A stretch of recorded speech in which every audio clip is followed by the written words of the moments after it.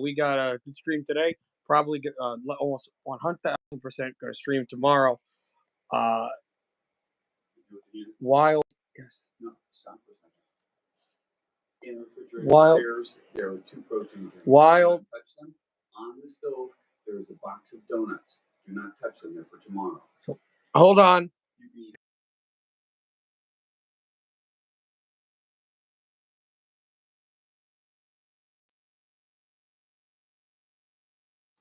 So welcome to Puck Drops here.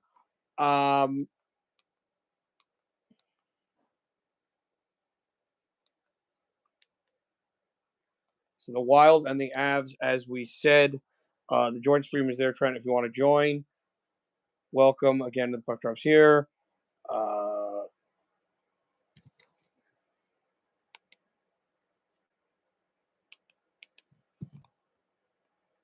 We will almost, as I said, almost 1,000% likely be playing. They're in commercial right now. We're back. 11:30 to go in the first. It is 1-0 Wild. And Philip Gustafson in goal. He has played well. Oh, really? That's crazy. Playing Toronto. We'll update on that in a second. When the save percentage is below 900, he's won 1 of 10. This is the type of game he enjoys. You referenced the Red Wings game where he saw under 20 shots. He likes a steady diet. Doesn't have time to think too much. He goes out, he plays better when he reacts. We'll see if he can. This, of course, a good, strong offense towards the net. Out of the 34, 21, and 4. Colorado's 34, 24, and 2. Both very strong athletic teams.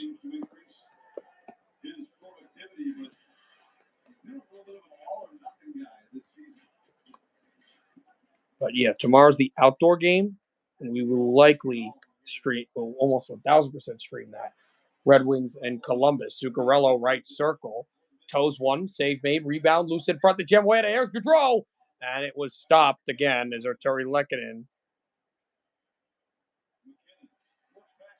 will come out for it, and Middleton makes the stop, and that's how he was able to do. I think they're second in the league in terms of screen shots. There's Rodin takes one off the ankle, Hendry goes back to the bench. Injury report for 11.5 million. Yeah, that is crazy. What are you saying about Shesterkin? I'm not sure what you're talking about.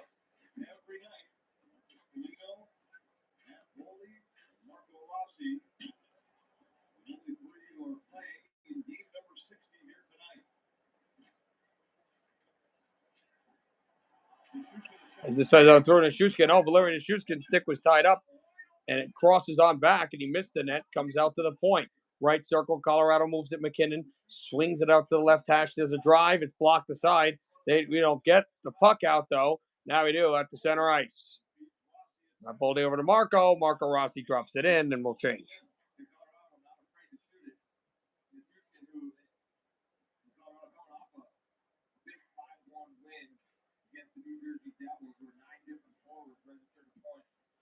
Is that banked off?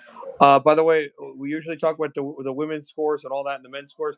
The women have no top 25 games today, believe it or not. There are a couple of games that actually not much left. Declining third quarters and one in the fourth quarter. So we're not going to have much of that. But we'll bring up everything else. We likely will do the NBA as well. Since, I'm fairly awake. As Trent, as you know from my Twitter, I was just at a girls' hockey game. Playoff game, so I'm fairly awake. And this weekend, not a lot going on with it. So,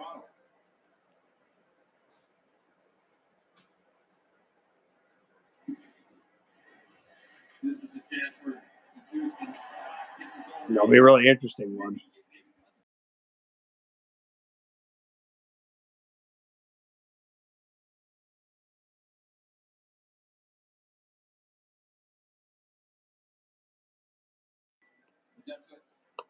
But yeah, the plan tomorrow is likely that our stream would start around 6 o'clock for the outdoor game, stay for pretty much the outdoor game, jump around, and then by the end of that, will we jump to some other hockey games? Possibly. We'll cross that bridge when we get there.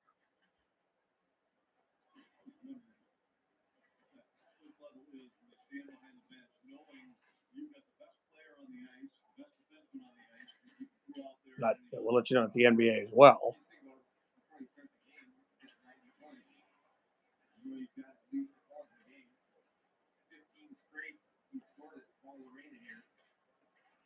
The second as well as it's tipped off the red line. By the way, one top 25 game today, and they're midway through the second half.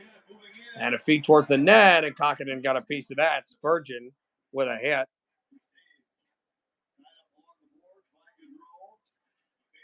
Good hit by Spurgeon along the far end. We got more. We got a little bit more men's games, by the way. As it is chipped off of Lehkonen. Lehkonen tried to hold the puck in. And obviously that one other NHL game that started at 8 o'clock with the Stars. And they are going to go to a break. Colorado nearly tied the game, but thankfully for the Wild, we still lead 1-0. All right, so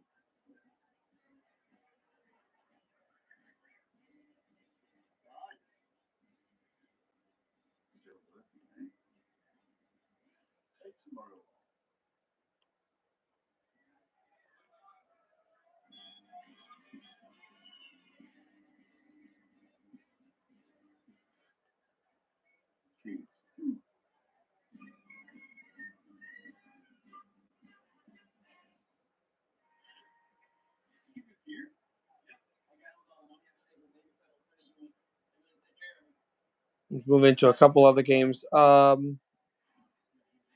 games do we do here? I'm going to go to college basketball as we like to.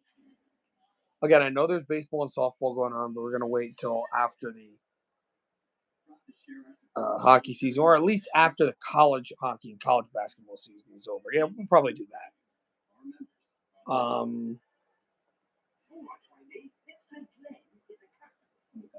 Let's go to the Penn Dartmouth game. Who's your Calder favorite right now? I don't know all the rookies. I'll be honest with you. I've been paying attention to so many different things. I don't know all the rookies. Probably Mishkov, to be honest with you. Mishkov had a great game, even though they lost in overtime the other night. Oh my goodness, it is a blowout right now.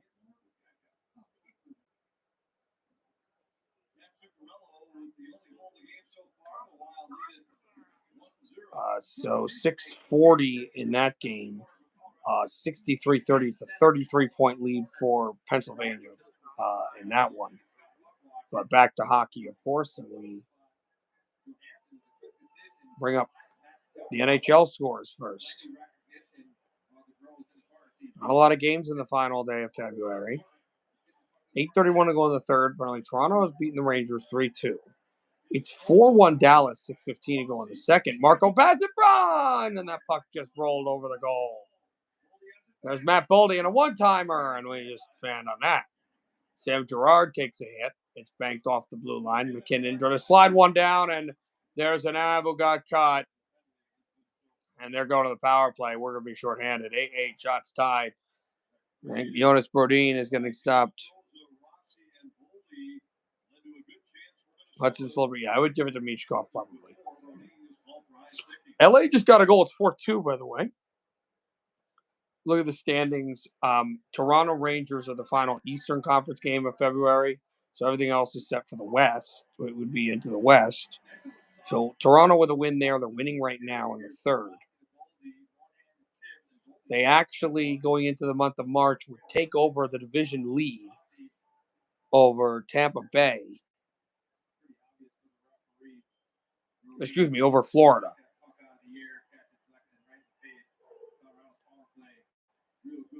The Rangers would be only 2 points out of fourth in their division with a win of any kind.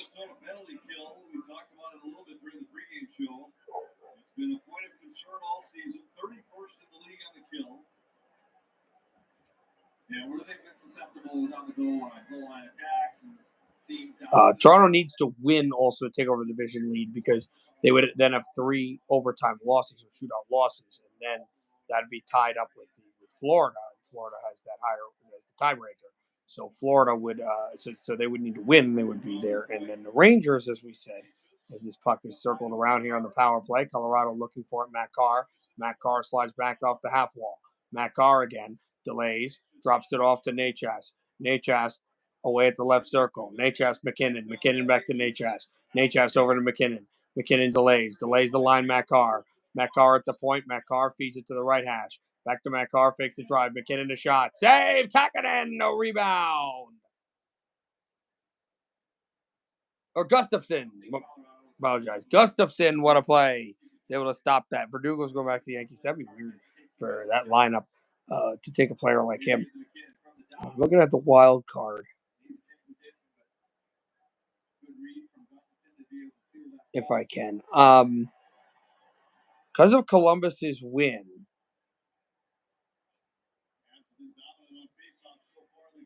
they're the first wild card spot as that was stopped aside. And so that's why that game against the Red Wings tomorrow is pivotal. And it also means that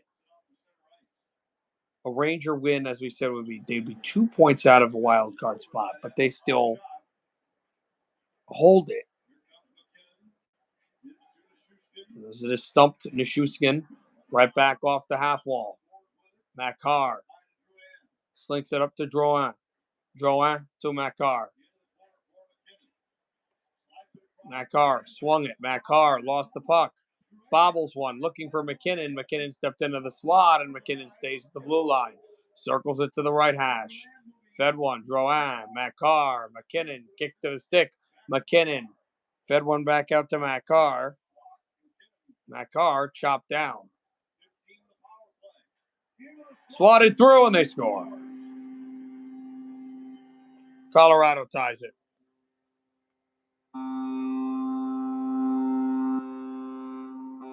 Power play goal, not sure who gets it. Valeri Nichushkin is who they give the goal to, and Colorado has tied it.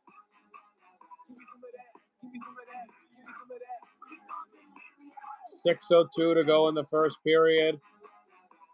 Gustafson makes the first initial save, and then Valeri Nichushkin in the high slot rams it home from McKinnon, and Colorado has tied the game. Not what you want at all. Face-off won by the Wild. We got it. Brock banks it off the boards. They're going to call icing. We have some final scores. 134-119. Denver over the Detroit Pistons. 4:37 to go in the fourth quarter. Believe it or not, Oklahoma City only leads by 11 in Atlanta. 8:50 left in the fourth. A tie game in Boston between the two best teams in the Eastern Conference. And two of the 3 best teams in the NBA. Oklahoma City's in between the two, and that's Boston and Cleveland. 9:48 to go in the fourth. 96-84 Trailblazers out in Brooklyn. 6:55 left in the third. It's a 10-point lead for the Grizzlies at home against the Knicks. 6:52 left in the third. 81-80 Pacers against the Heat. 5:30 left in the third. 77-66 Toronto at the UC. And they just started the first quarter. 109 left in the first quarter. Late in it. 32-18 Phoenix against New Orleans. Clippers and Lakers will play later, as well as Utah and Timberwolves. Puck fed off the red line. Wild will slink it back in. That'd be weird for Dallas. I guess Travis Hunter. I don't think they would pick a quarterback with the number 1 pick. I don't believe that. Especially when, bringing back the coach. I think that would be, can we give them enough so they can get Travis Hunter? Because I don't see any other player they would draft that high. Here comes Colorado looking for a feed. McKinnon. Nathan McKinnon's backhander is taken aside. When is the trade deadline?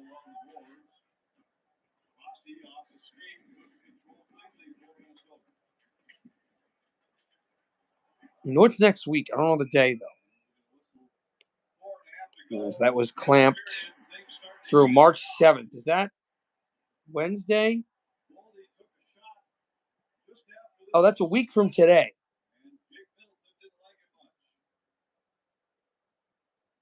That's after the final playoff games in high school before the state championship. So I might be going to a basketball game that day. So what I might do is I might do a live stream on that day early for the trade deadline. I think I might do that, Trent. I might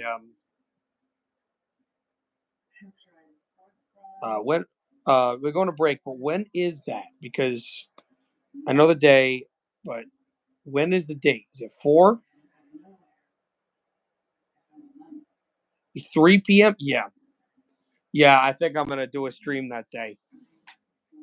3 p.m. I know you still have high school. You can get out early. I'm probably gonna do a stream. I would probably say probably starting at like 2:30. Yeah, probably at 2:30. We'll have like maybe a 45 minutes, maybe an hour, maybe hour 15 stream, and then we'll go wherever I gotta go.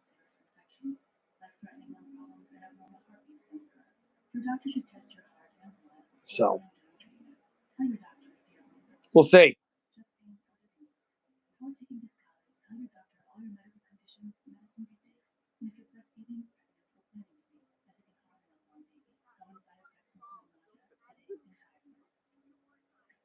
Let's go to Princeton, Harvard girls basketball, well, women's basketball. Sorry, to broadcast that bounce pass. It's out of bounds. 6:40 to go in the fourth quarter. You know what? Actually, there will be more basketball, NBA, and college later. So we're going to go to the NHL, but they're right back. And Colorado's had several chances to tie this game, to take the lead. Sorry, and they have been unable to do so. Can't get the Ranger game. Let's give you a score update. 138 left. 3-2 Leafs.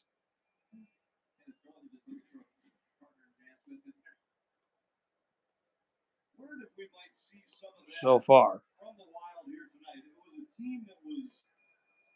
Disappointed, frustrated to say the least last night in Salt Lake City. That was a Central Division battle. This is another against the division rival, a team that's 2 points behind you in the playoff race. Colorado behind the Wilds with 2 points. Actually, I didn't check the Central Division. So yeah, let's check how that shakes up.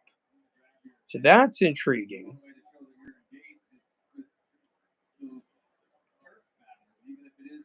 Because, as we said, only 2 points ahead of the Wild in third place. Dallas is winning by 2. A Dallas win hurts the Wild because it would restore them at least the 4-point bulge as McKinnon had a shot and he hit the post. Nathan McKinnon hit the post. Here come the Wild going the other way. Drop pass goes over deflection, blocked aside, and comes out to the corner. But Nathan McKinnon comes in. Johansson was down. He has had some trouble with his skates. So it's going to take him a while to get the extra man to get the other man onto the bench. Johansson is going to get onto the bench. He does. There's a point shot save made by Gustafsson. It clears all the way down. Will it be icing? No.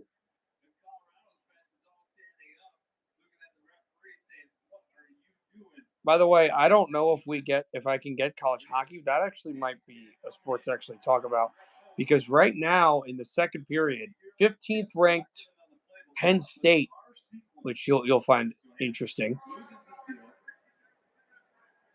and a high sticking penalty against Colorado anyway.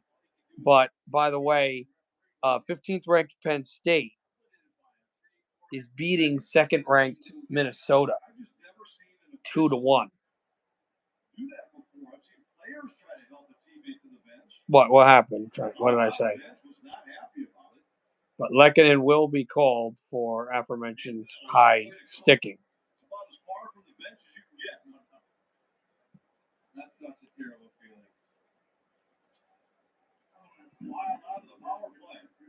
Keep an eye on the Devils.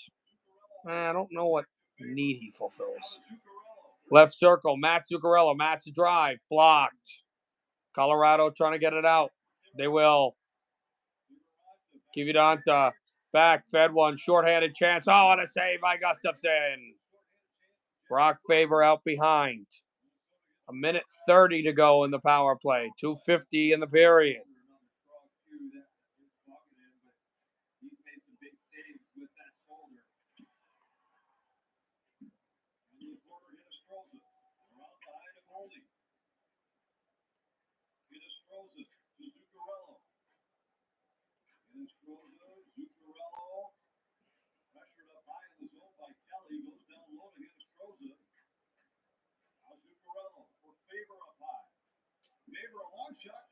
Chop down, and that one banked across. And again, it goes off the far wall. And they score! It's 2-1!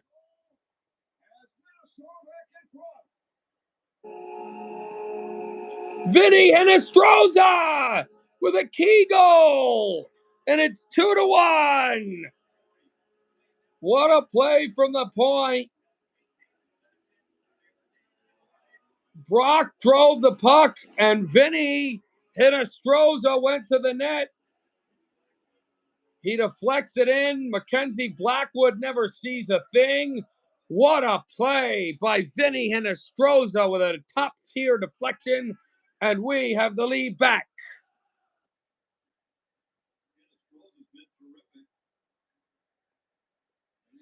What a play.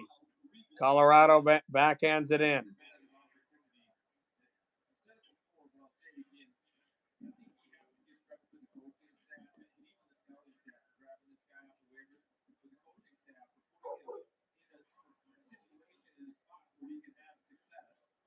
Fed one back out at the far wall.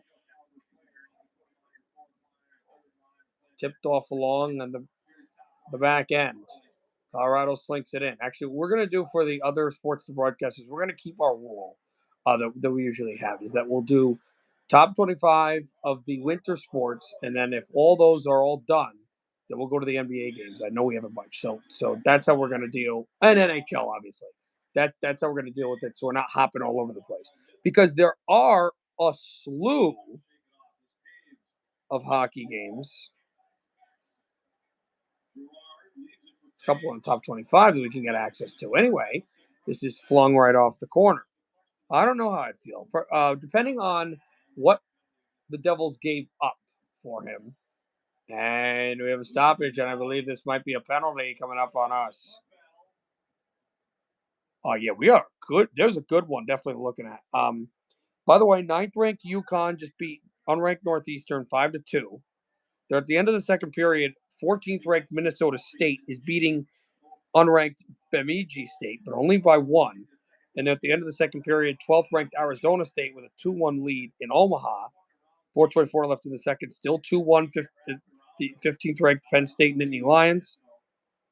And 1:35 in the first, just dropped the puck. Denver against St. Cloud State, unranked St. Cloud State. Denver leads. It's tied. And there's 44 seconds left. 13th-ranked Quinnipiac and 19th-ranked Clarkson tied at 3. So we'll monitor that. We'll probably go to those games as well.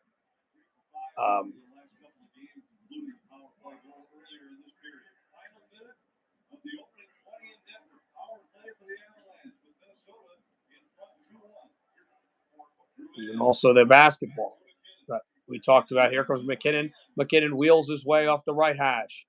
1:30 to go now in a Colorado power play. They trail by 1. Nate Chass weaved it on down, and he's going to act as the point man. He drips at the red line, and Nate Chass tried to find it on through, and it's fought off, back down. 1:20 to go on the man advantage, 25 seconds left in the period. Colorado will slink it. McKinnon has a man breaking towards the net. Nowhere to go. Fed one back out to the point. 20 seconds left in the period. 1:10 left in the man advantage. Colorado chips it on through. There's Makar from Drouin. Over to McKinnon. Weaves one down. McKinnon back to Makar. Save made Gustafsson.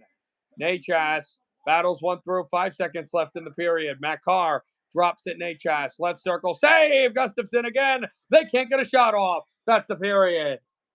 We'll still be on the kill, but we lead 2-1 thanks to Vinny Hinestroza.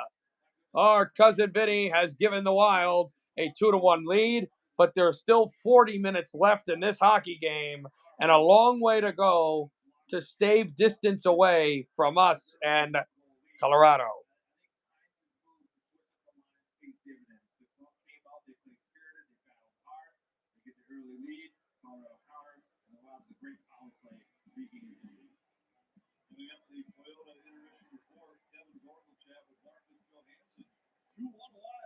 So where do we go now? Let me see. How many hockey games do I have? Do you have that Quinnipiac Clarkson game we talked about?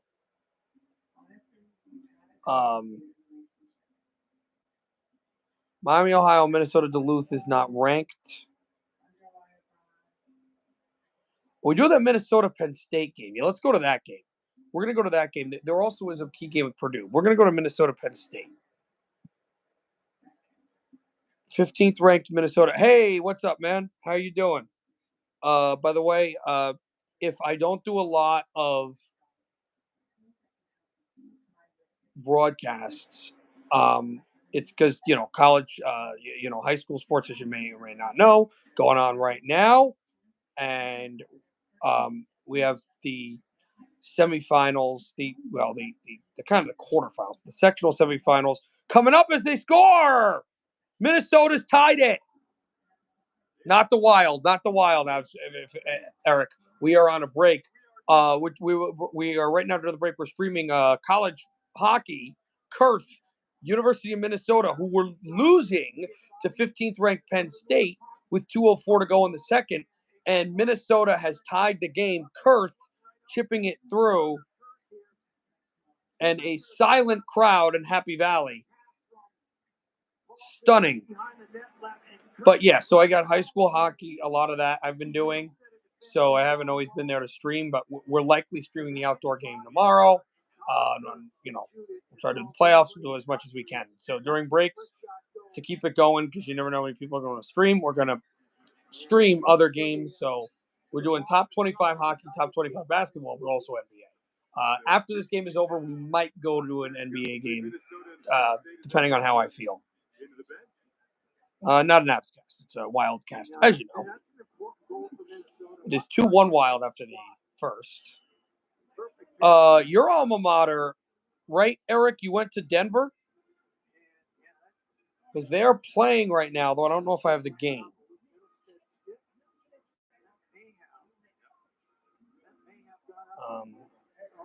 But I believe that is your alma mater. They are tied, I believe, with St. Cloud State. Puck banked through. Nittany Lions try to force it to the outside. Chipped out to the point. There's a drive towards the goal. Deflected, and it's tied up by a Golden Gopher. Minnesota trying to keep it to the outside.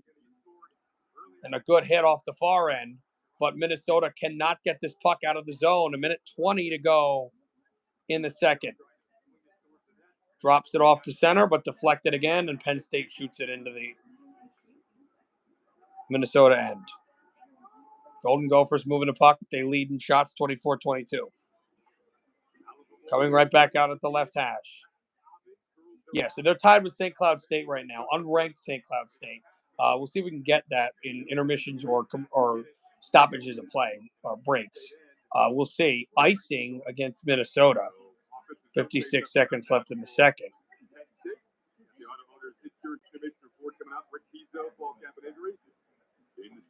By the way, another update on that one men's college basketball game. 5:23 left in the second.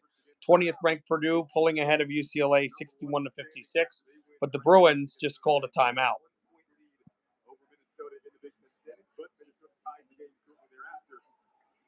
It's tied to the far side.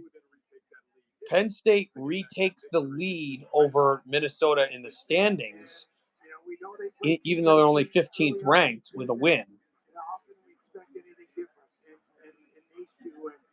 Thus far, pretty much Minnesota controlled the first period. Penn State found some energy, found some juice here in the second. And here we are, 2-2, with under a minute to go in this second period. Shots, Minnesota 24, Penn State 22.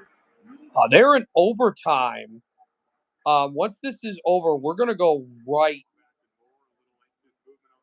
back to that. Overtime with Quinnipiac. 40 seconds left in the second. They are tied with, we'll look at it in a second. We're going to feed one out in front, and it's held. We're going to escape this game, though. I got to get this Quinnipiac game. There's a lot of drama there. Overtime, as we mentioned.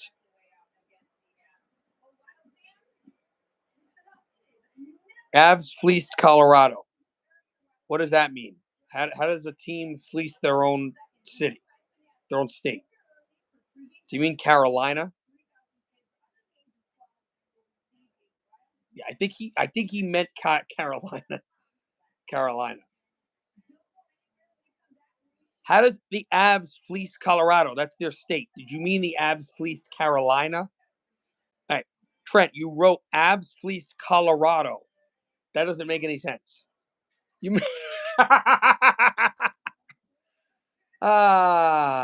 good times. All right, where are these other sports?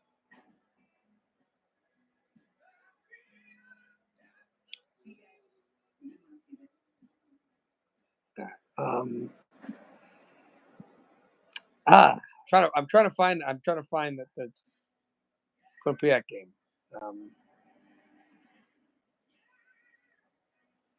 Give me 1 second. Okay, here we go.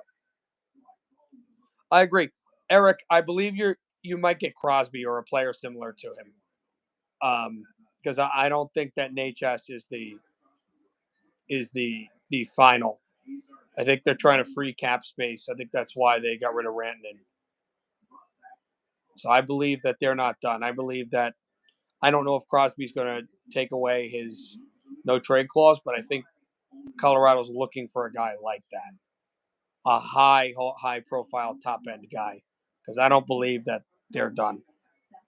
Because even if they re-sign HS, they're going to have a lot of cap space left. So either they want somebody in the deadline or they want somebody in free agency. They left way too much open. Trent, that's not true because you can't double trade a player, I don't think, in like a 2-month span.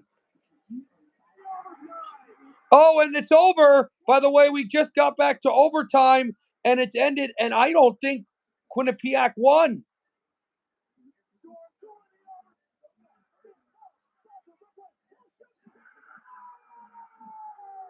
Clarkson just beat Quinnipiac in overtime. Stunning. Clarkson on a breakaway. That's not a player's name. That's the school. Clarkson actually just beat Quinnipiac. How insane is that? So an upset by Clarkson with 8 seconds left in overtime. All right, so they're at the end of the second, 2-2 Minnesota, Penn State. They're at the end of the first, St. Cloud State and Denver.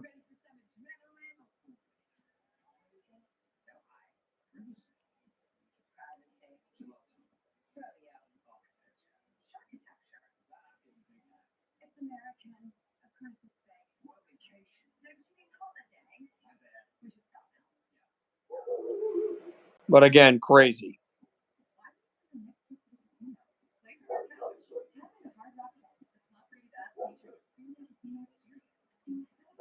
Absolute nuts.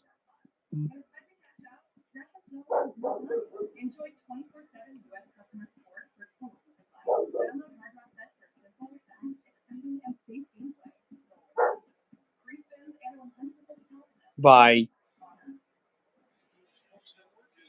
we're seeing if it stands. Oh, they're reviewing the goal. They're reviewing the goal. Okay, we're staying Quinnipiac and Clarkson, by the way, until they come back at the Wild, which I believe they're going to. Oh, that's right. You're a Lehigh fan. Now, there's still an intermission. By the way, yeah, and Eric, obviously, you're a Denver fan, and I am a Harvard. Harvard is not playing tonight. Neither is Lehigh. Denver is, but they're at the end of the first, tied with St. Cloud State. So they're reviewing to see, I think, if he was onside. So this game is not over yet. They're still deciding that. By the way, check up on that one basketball score of the top 25. 3:38 to go in the second, and Purdue's pulling away. They're up 67-56. And they just took a TV timeout.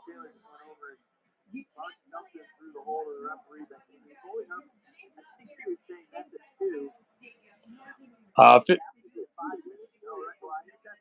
right, more other score updates with other stuff. 49 seconds left. 121-116 Cleveland against Boston. Oklahoma City did beat Atlanta. 2:34 left in the fourth. It's 121-98. Carolina beating the Nets. They're talking about the outdoor game tomorrow. Likely going to broadcast that.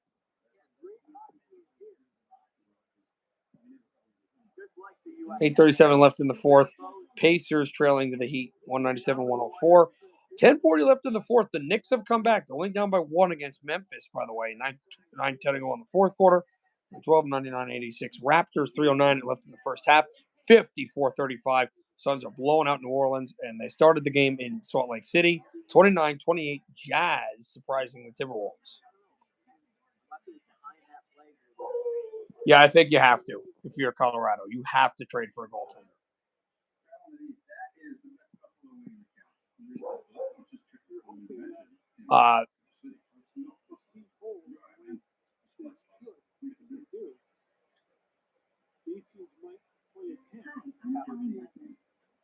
And it would be 3-on-3 if that's the case. Here we go. All right, they're making the official call here between Quinnipiac and Clarkson, and it's a goal. Clarkson wins in overtime. So it's final. Clarkson beats Quinnipiac in overtime. So we've got that game.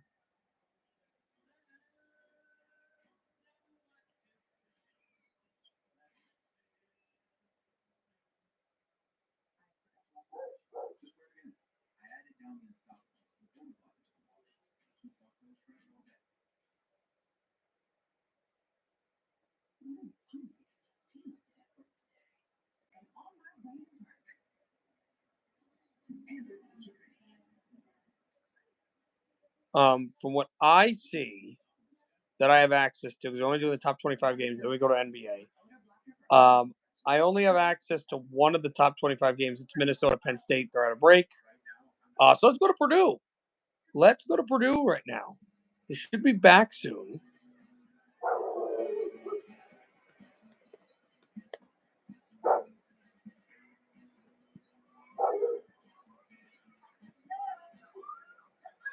That's big.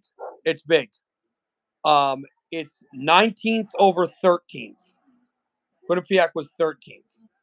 But the bigger upset would be if Minnesota loses in hockey, in college hockey.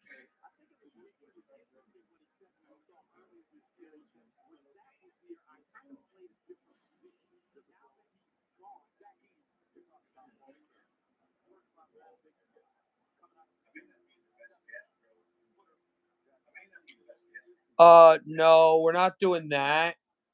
But we have a joint stream that I can send people. And Trent, you have it. I sent it to you on Instagram if you want to join.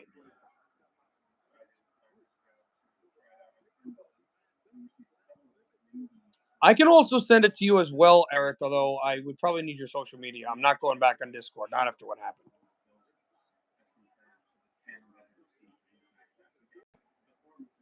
Hi, Trent. Trent.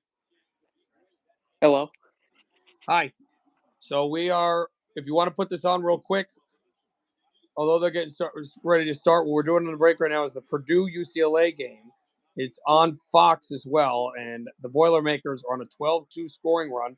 3 minutes to go in the ball game. Driving towards the basket, puts it up in the hole. Mini hook shot, no good. Rebound, Boilermakers. Shot clock resets. Thinks about the three-pointer. Gets the three-pointer, hits it. 70-58. Runners up. And they're already in the bonus. What's up? I saw Eric typed out. I was like, oh, I forgot that you had sent the co-link stream. after Driving towards the basket and hooks it in. A foul against the Boilermakers. He hits it. They're within 10.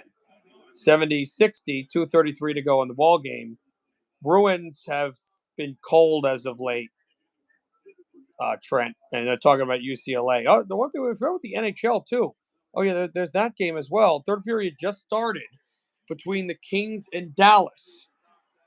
It's 4-2. Remember, Wild fans will want the Kings to win. In fact, Eric, you should also want the Kings to win because that Dallas a win really starts to open up the distance a little bit with the Wild, a large amount with Colorado. So pretty much open the Kings. Although my Canucks side of the brain would be helped by Dallas because the Canucks are trying, especially with the overtime win over LA the other night, that would be huge in LA regulation loss. A shot from the corner is good. It's another 3. It's a 13-point lead after he missed the first free throw for Purdue, and it looks like game over. Question mark. What's the question mark? Are we still doing voice chat? No, we're not. No, we're not, because that was Discord, and I don't want to deal with Discord at all. I don't even have the app. I deleted my account completely. There are boos. I don't know why.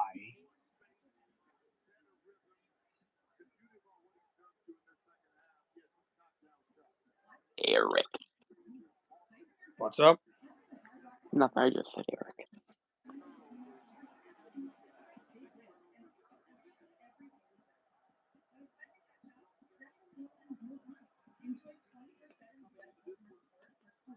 Trying to cross it on out.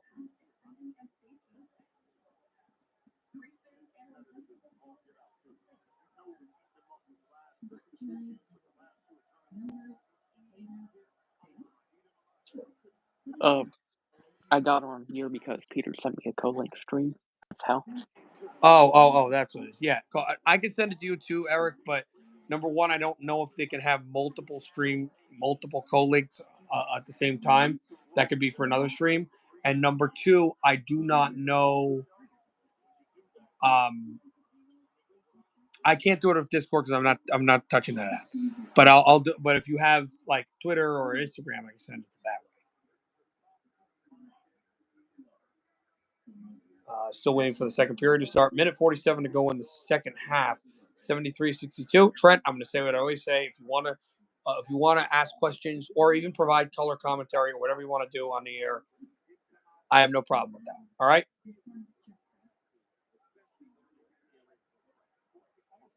Okay.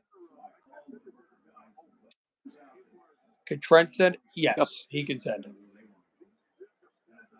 Just copy the link. I copied it. You can send it to him. Although I don't know if it'll work for you to jump on as well, but we can see. We could always see.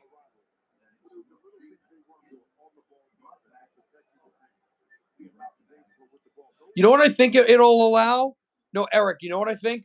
I think multiple people can join, but only one can be at a time. So he could drop off, and you could come on. Could always do that. At the left corner, UCLA moving with the ball. Minute 30 to go in the game. They trail by 13 again. Out to the top of the key, needing perimeter shots. Driving towards the basket. Pumps up to the right corner. Deep 3, tough 3. Off the rim, rattles no good. Rebounded by Purdue. UCLA trapping a little bit. Thought about the foul. They have one timeout. Send it, Eric. Boilermakers of 3. What? I tell Eric I sent it. Tell her? Well, I get no, nothing. Eric, I sent the link. All right, he just sent it. He just heard you. If say he it. wants Top of the 3, key shot no good, and we're right back to hockey.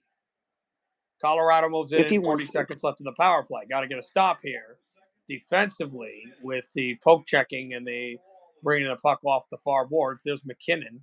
McKinnon drops it on down. McKinnon delays it off the far side. By the way, Toronto won 3-2. The final Eastern Conference game of February is in the books. Tipped over to McKinnon.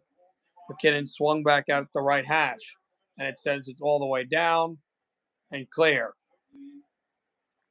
Lockwood goes out to play it. Here's McKinnon at the red line. McKinnon swoops in right circle, shoots high over the glass, over the goal, excuse me. Fed one back out, Matt Carr. Matt Carr swings for a one-timer. There's a shot that's blocked aside. Back out to Taves. Didn't get the lumber on it. Penalty's over. We've killed it off. Good hit by Kuznetsov. Swinging in the far side, but here's Nachas. He causes a pick-off. Fed out to Taves. Taves' wrist shot. Also likely on Friday, I'll be streaming the trade deadline, too. Eric, if you want, I'll get off co-stream and you can join because my phone's been acting weird today. It's probably gonna kick me out a few times. So There's that too. Doesn't like you.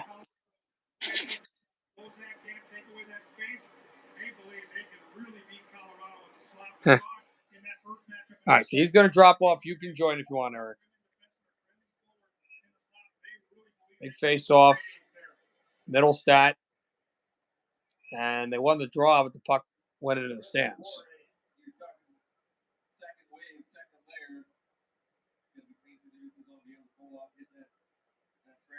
You got that as well. By the way, Cleveland just beat. Yeah, well, Trent, he's got to drop off. That's why. Trent, leave. That's not why. It's Trent has to leave. Trent, I still see your screen. You have to leave. Hush up.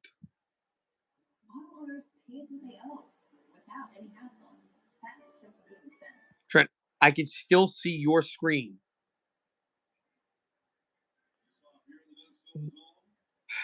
All right, let me see if I can kick him out. Nope. Although, nah. Oh, here we go.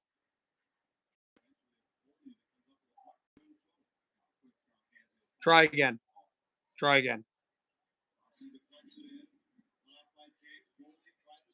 Fed one back out. Boldy. That Boldy tipped it off the far. No, I kicked him out.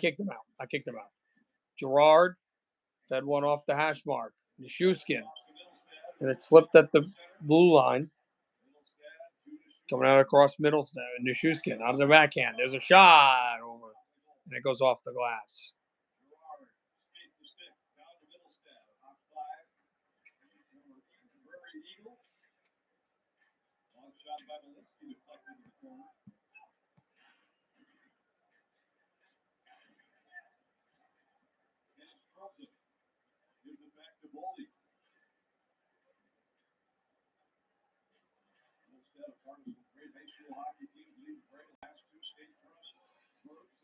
All right, hey Eric, how you doing? What's up? We got a good game here. Obviously, your Colorado Avalanche trailing by 1. What's up? I'm watching. I still think we're playing well enough, though. No, it's a long game, and the fact that the neutral zone, the Wild haven't been able to do anything in the neutral zone, and that has been a big problem. You see Colorado swing it off the far side, and it's banked in. You want to do color? I mean, I think I'm a second or two behind you. But if you want to do color, feel free. What's up? What's your time at? I'm at 16:50. I think I'm a little more than a second ahead of you. Okay. But if you want to do color about 16:07. Okay, it's not terrible though. If you want to do color a little bit, you can go ahead and do that. It's up to I can provide analysis on the game. Okay. Yeah, that's color kind of. We are Gerard just too far. On. I'm too far ahead to do color. Okay. All right. Fair. I mean, I use a streaming service because I want to pay for cable. You know what I could try doing? Announcer impressions. You okay? You okay with that? Ben in front! Oh, what a save by Gustafsson! He stops Lekanen!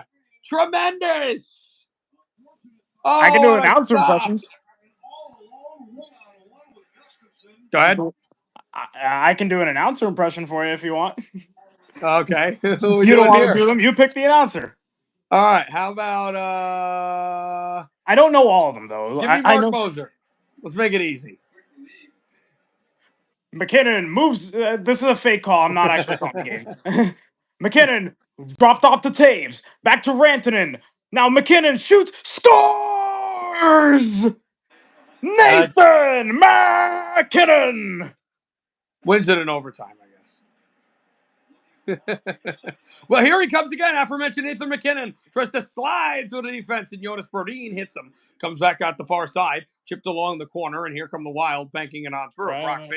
Brock Faber delays it off the glass where it can be chipped and controlled back off the red line, and it's Matt Carr. Matt Carr looks for a man, Josh Manson. Matt Carr at the blue line. Matt Carr thinks about the wrist shot, faked it on through. It's forked aside, and a turnover coming up the far end. There's Boldy, a shot deflected and not out of play. There's Matt Boldy again. Matt drops it off the far side. Delays on through where it can be clipped on through, and it's back ahead McKinnon. McKinnon puts on the brakes, twists one, turns it aside, and it's stolen out by us, and we'll feed it on through. Wild bank it off the glass, try to far flung one through, and it was tied up by the far side official. The linesman went in front of the puck, and back is Middlestat. Middlestat wheels and deals, and finally chips it off the far corner, where it's a battle at the neutral zone, and it's spiked all the way down into Colorado side of the ice. You could tell that I have been busy doing my high school hockey broadcasts and reporting. That's why I'm like totally in sync. Do a Peter 5-foot impression, but every word you say is backhander Dumba score. And Matt Dumba's in the other game. Peter, you rate it. I'll do it. Backhander Dumba, score, score, score! They beat the clock. They beat it. They beat the buzzer. The Wild win. That was really good, Eric. And you know what's funny about it? I just realized this. Matt Dumba is playing the team he scored that goal against right now. Dallas is playing LA. That is the team that it was he against did that LA. against. I don't know why I thought it was against Arizona. No, that was against LA on the Minnesota Hockey Day night, whatever. They're wearing the North Star jerseys. Yeah, so it's that kind of was funny. Imagine he wins that game in overtime for Dallas. Well, that would be bad for Dallas because that means that they would have allowed the Kings to score It's 2 goals in the third 6-2. period, but they are good. I hope it's not 4-2. It's 6-2. Okay, it was 4-2 last time I checked. It is now 6-2. So that looks highly unlikely. They're a very good team. I do think pound for pound you're better than them. The problem is you guys struggle against Dallas for whatever reason. We also do not have any kind of goaltending, and I'm Right. concerned about that. That's a big concern. That's been a concern since Kepper. Why did they not keep him? Is what I didn't understand. I was questioning Kemper. Hold on 1 second. Backhander over the boards, and it's off the far side. Go ahead. I was questioning Kemper in 2022 until Kucherov threw his glove at the bench, and that's when I knew it's over. I never questioned Kemper because if you remember, I dealt with him with Coyotes. I had faith in him the entire time until I had faith in the entire team except Kemper because he just didn't seem like it. Every single goal he would allow would be somewhat weak. I'm pretty sure the Stamkos goal to open Game 6 of the final was weak. Hey, Eric, you follow all the other Denver sports, right? Some of them not. I was going to ask you how you feel about the Nuggets because they won today and they're kind of playing. I don't follow the way that they need to. Okay. I'll watch football. Right. I'll watch baseball. Sure. Yeah, I'd rather watch basketball than baseball, to be honest. Fair. I can't even see you in the green room. I give that impression of 45 out of 52 points. Okay. I'd probably say 48. That was really good. You can give me another call. I like this game. Yeah, usually call dudes on breaks, but I'll actually just monitor them for now. Another broadcaster to call. You know what? He passed on recently. Give me a Mike Lang. I mean, I got the voice. Crosby moves and shoots. He shoots. He scores. Oh, slap me, silly Sydney. That I would give a 40. It's very good. He's an iconic voice that's hard to do. It needs to be gravelier. And I'll explain why. Do you listen? Okay, I know you watch the NFL. I assume you're a Broncos fan. We've talked about this before.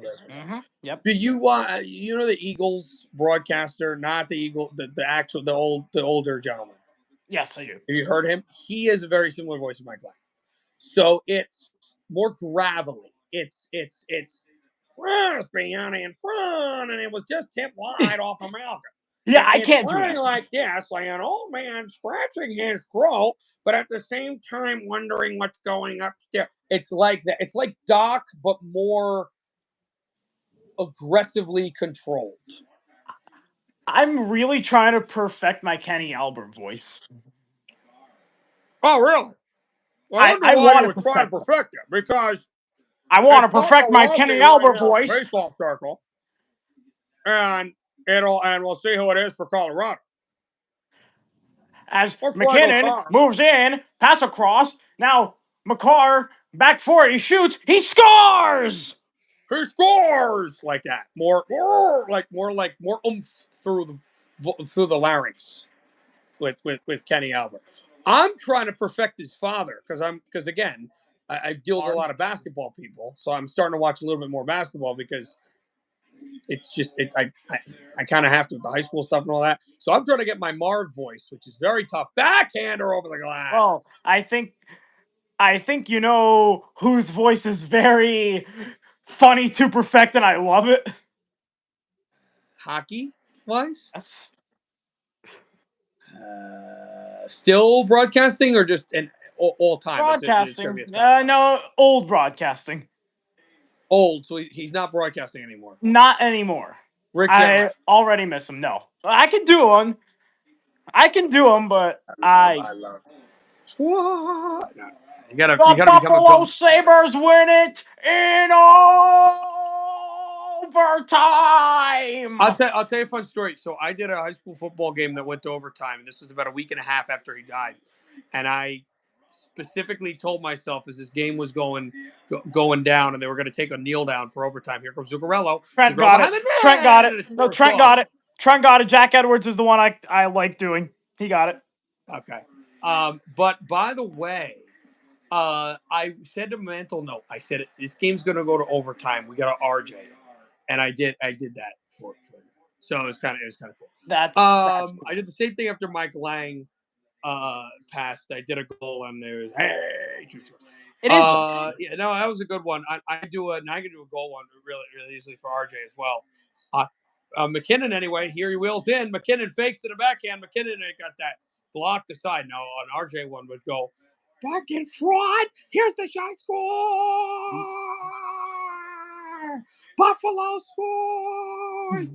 Chris Drury. Who else? Chris Drury ties it with one timer blocked off with 5.7 seconds to go. Oh, brother. Yeah, now my throat hurts. McQuaid, Lucic, Horton, the drive, score! The Bruins knock out Montreal! How do we know the same call? I'll tell you my favorite call, and it used to be the Bergeron goal. But Patrice it's actually Bergeron! not. Do you know the Lucic goal? It's not an overtime goal. It's in the 2011 break for Colorado. Fakes out in front. They score. Quiet score. Let's go. Colorado has tied the game. That break cannot happen. The Wild let it, and John Hines did a terrible job of defensive alignment. I'm sorry, you're going to have to hang on what they're talking about, and that was bad by the Wild. They did not tie up sticks, and just like that, Colorado makes it work because the Wild were going on a change, and for the second time in this hockey game, a goal off of a bad play by Minnesota, and we are tied.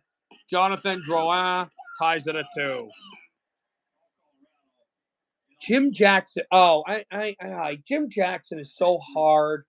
Danny Briere! I can't. It's. You know who is an interesting one to do, Trent? And I'm trying to think of how his voice goes. Not Jim Jackson, the radio guy for the Flyers. You know what I'm talking about, Eric? Oh, Eric. Eric, you there?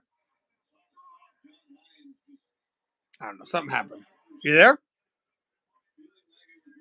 Talk of the point deflection off the boards. Something happened to his mic. I don't know what happened. But when he comes back, he'll let us know. But the radio guy, and I'm trying to think of. Yeah, it's. He said we'll be right back. Okay. You know who I'm talking about, Trent?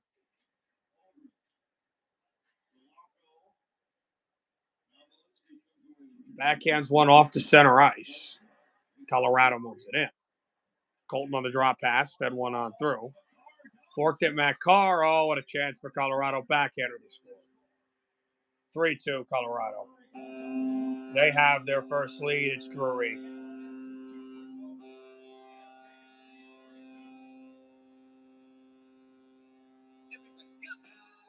Not what you want at all. And Colorado has taken their first lead.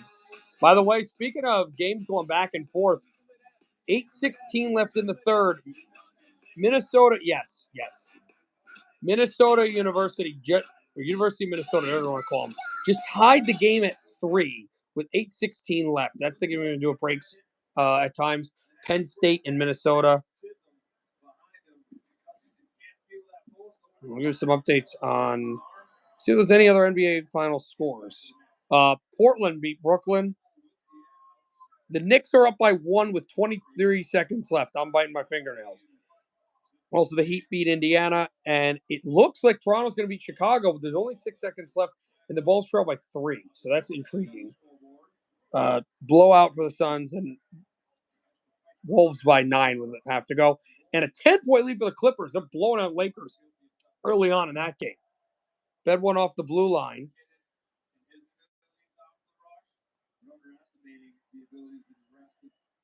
And dropped along. Fed one on back down.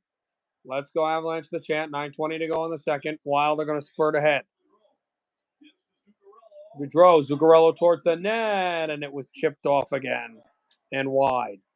By the way, 10:02 to go in the second period. It's Denver 3, St. Cloud State 1. 48 seconds left in the third. Looks like Arizona State's going to knock off unranked Omaha. They lead 4-1. And they're going to overtime between Minnesota State and Bemidji State. Wow. It's been 1-1 for a while there.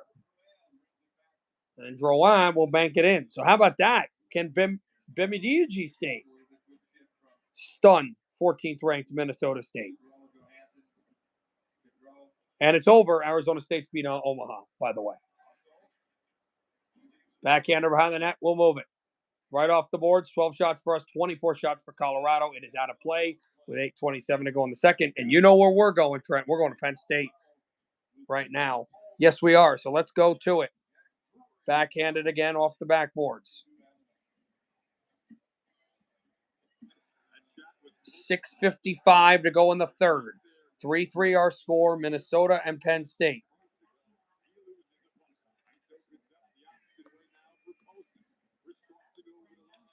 Crunched it on down. And it is held.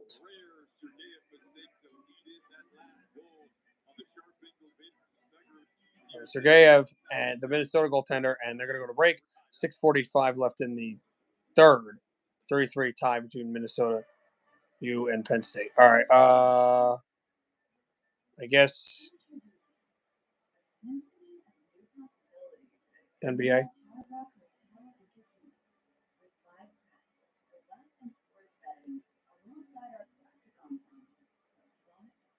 All right, so you only give us the Clippers Lakers. Yeah, we might do that. Trent, let me know if you want to stick around for that. The Clippers Lakers game. I mean, they're going to end the first quarter probably before this period's over, which means they'll be out of the half.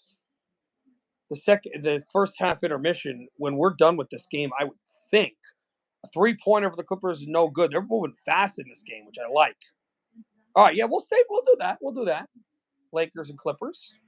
Battle of LA. And we're here for that. Lobbed up. Here's LeBron. Feeds it to Doncic. Doncic back to LeBron from the corner. 3-pointer at the top of the key. It missed the net completely. What? James Harden's going to bring it up for the Clippers. What a good game. Harden for 3. No good. Rebound back to Harden. Oh, yeah, the Clippers are my second favorite. Are like the way I view the Jets for the NHL is the way I view the Clippers. You're going to get a a Clipper favored extreme towards the basket. No good. Fed back out to the top of the key. Corner. James Harden for three. No good. Rebounded by LeBron. All right. Back to hockey.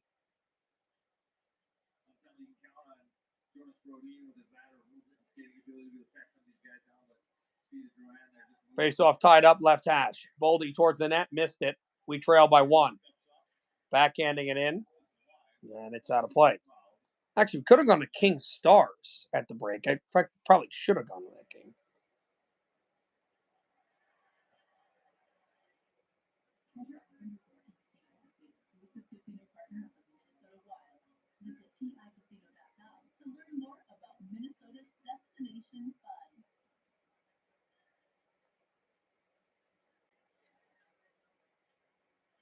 Puck swung through, and it comes right off the dasher. Banked along the boards. Matt Carr settles it on down. Swiveled at the far end. Chopped along for the Wild, Brock Faber. Faber again. Stick handling behind the net. There's a chorus of boos by their fans. Locks in, looking at Marco Rossi. It's Brodin. Back out. Got to chip it to Marco. Fed one, 2-on-1 coming the other way. Matt Boldy. Matt missed the net. A chance for him. And it was stopped aside. Came back to the far wall. Clanked on down at the red. And we're offside. 7:25 to go in the second. By the way, 14 seconds left in the fourth. Memphis has gone up by 2, 113-111 against the Knicks. Not what you want.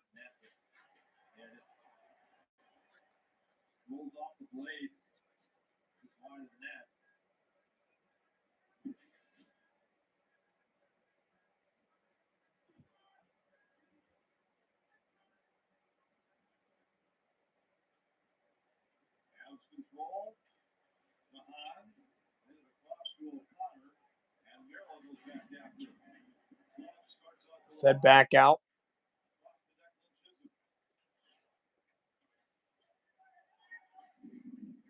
Off at the far wall once again. The stick comes flying out. It's at the corner. Slingshot it in. Colorado looking for it. But nothing doing there. 6:57 to go in the second.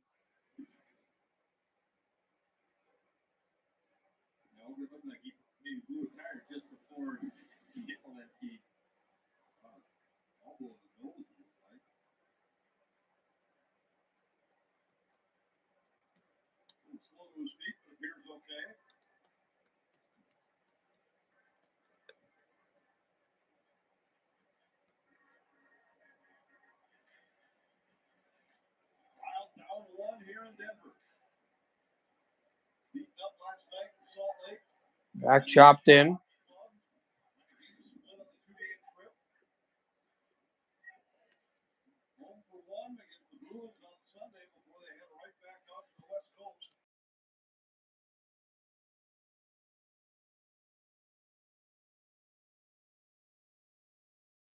Wrestled it off at the red line.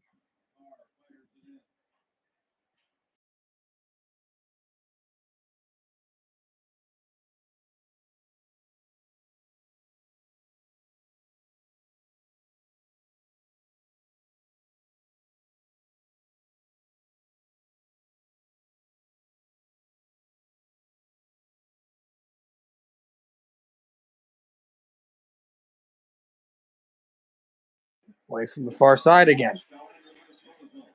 Jonas Brodin battling away with it. Brodin.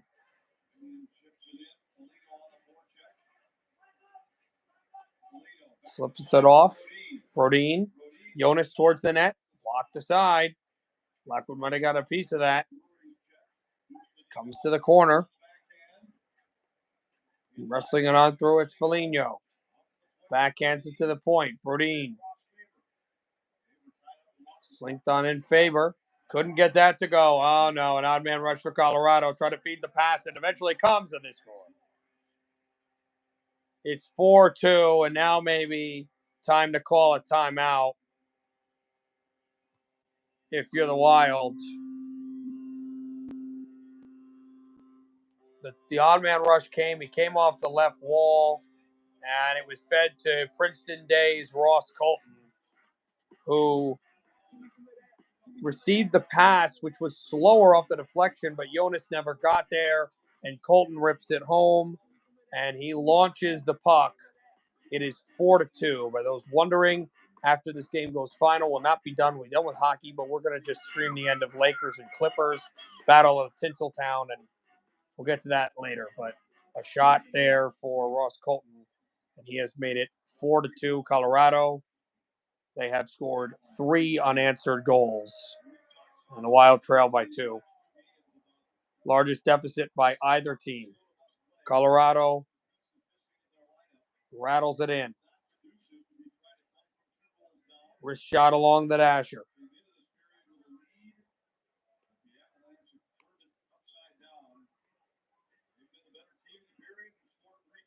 That car back up ahead.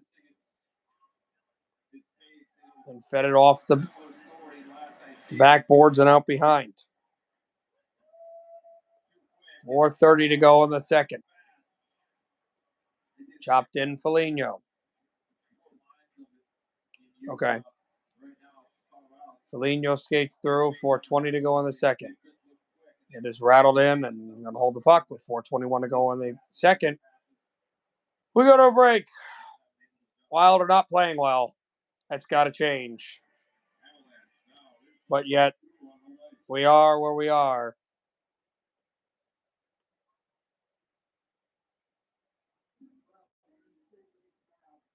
All right.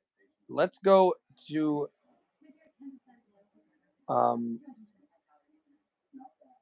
Minnesota Penn State as the Stars are about to beat the Kings. There's only about a minute left in the regulation there.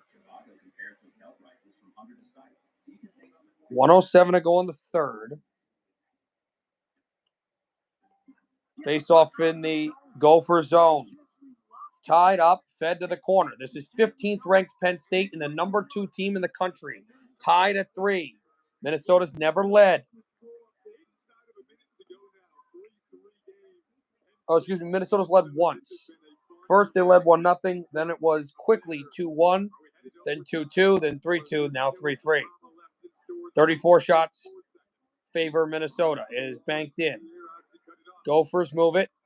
Motor it chipped off of a Nittany Lion. Forced back out at center ice. They'll try to bank it in. But a hot roller off the dasher and slipped back in.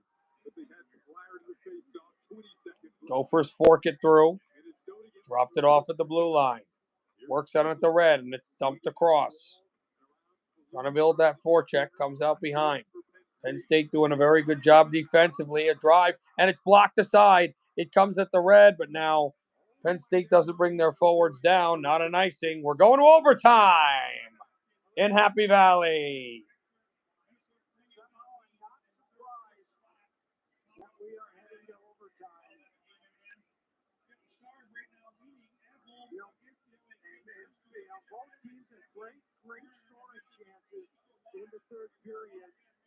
By the way, I think Dallas just won.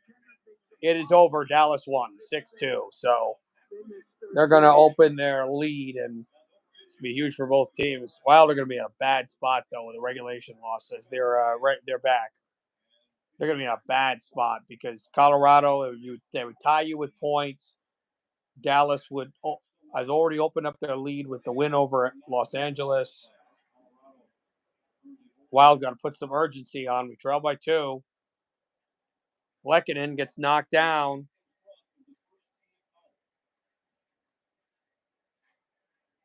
And fed its way back off, and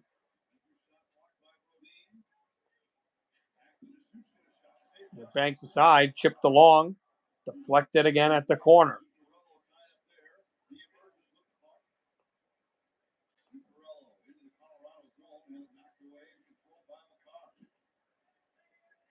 Good hit. Tipped aside. And Matt Carr comes with it.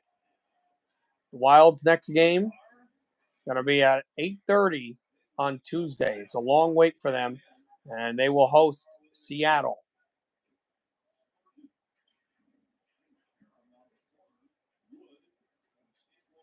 Banked along and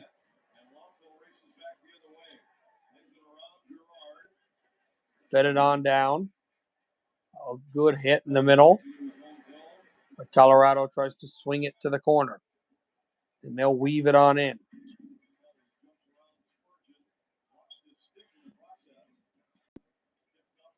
Eric, you back? I am.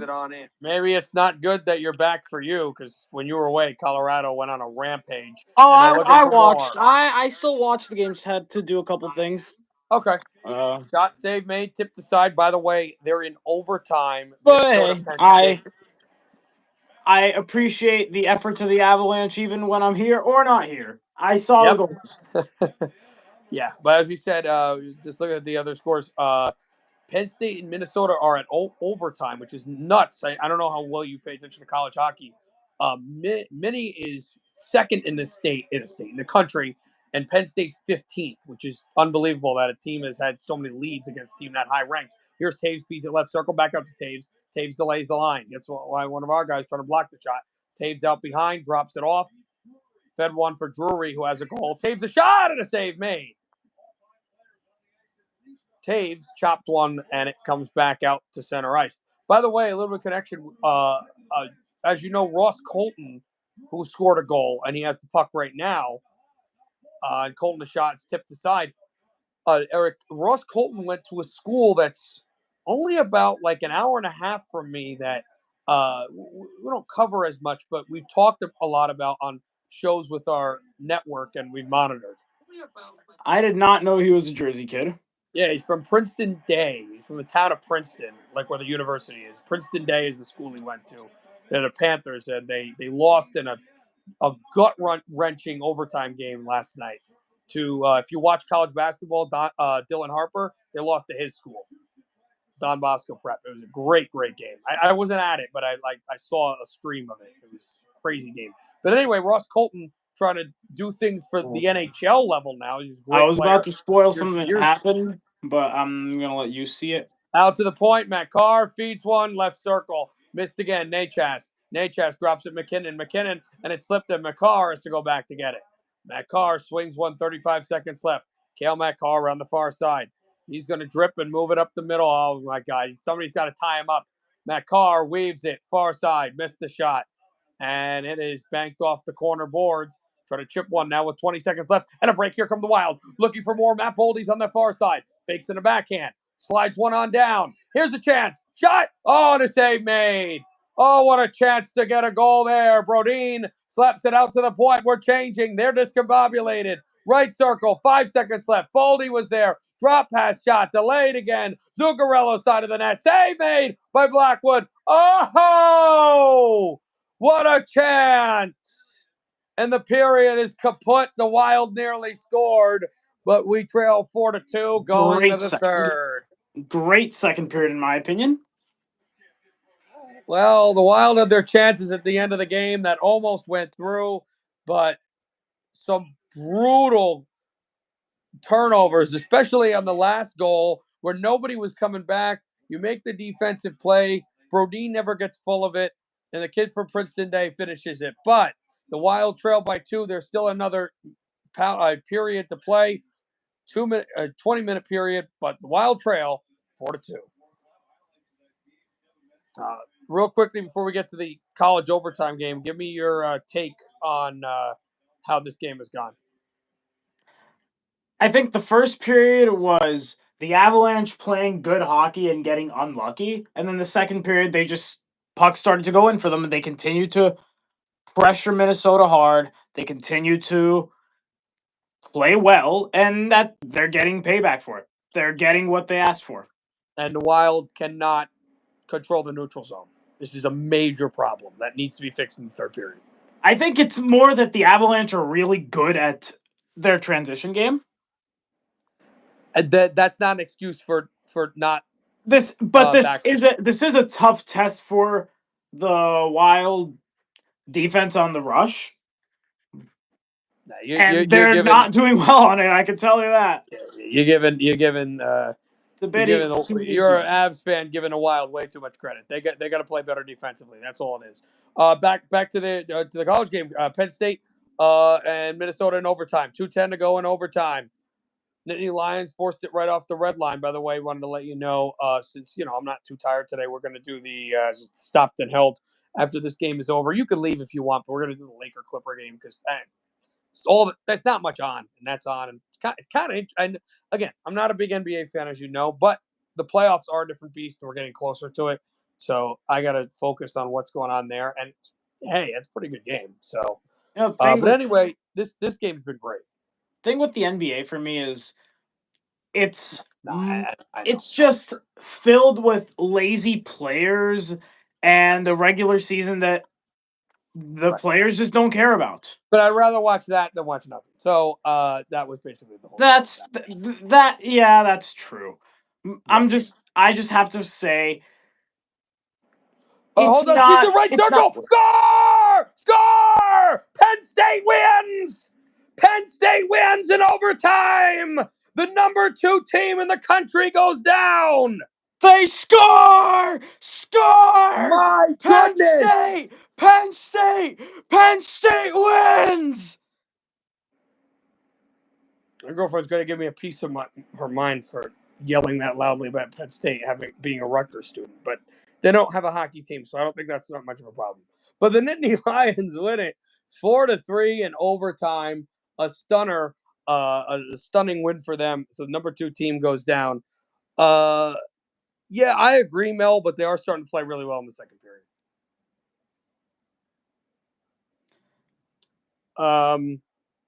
Okay.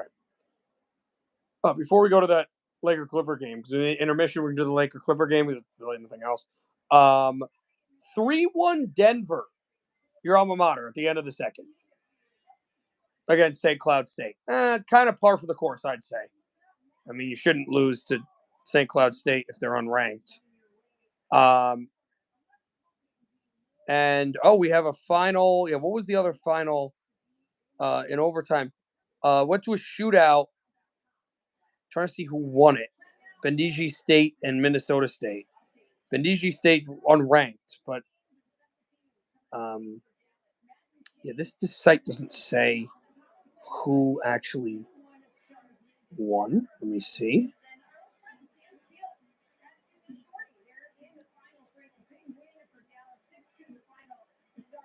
Go Pios.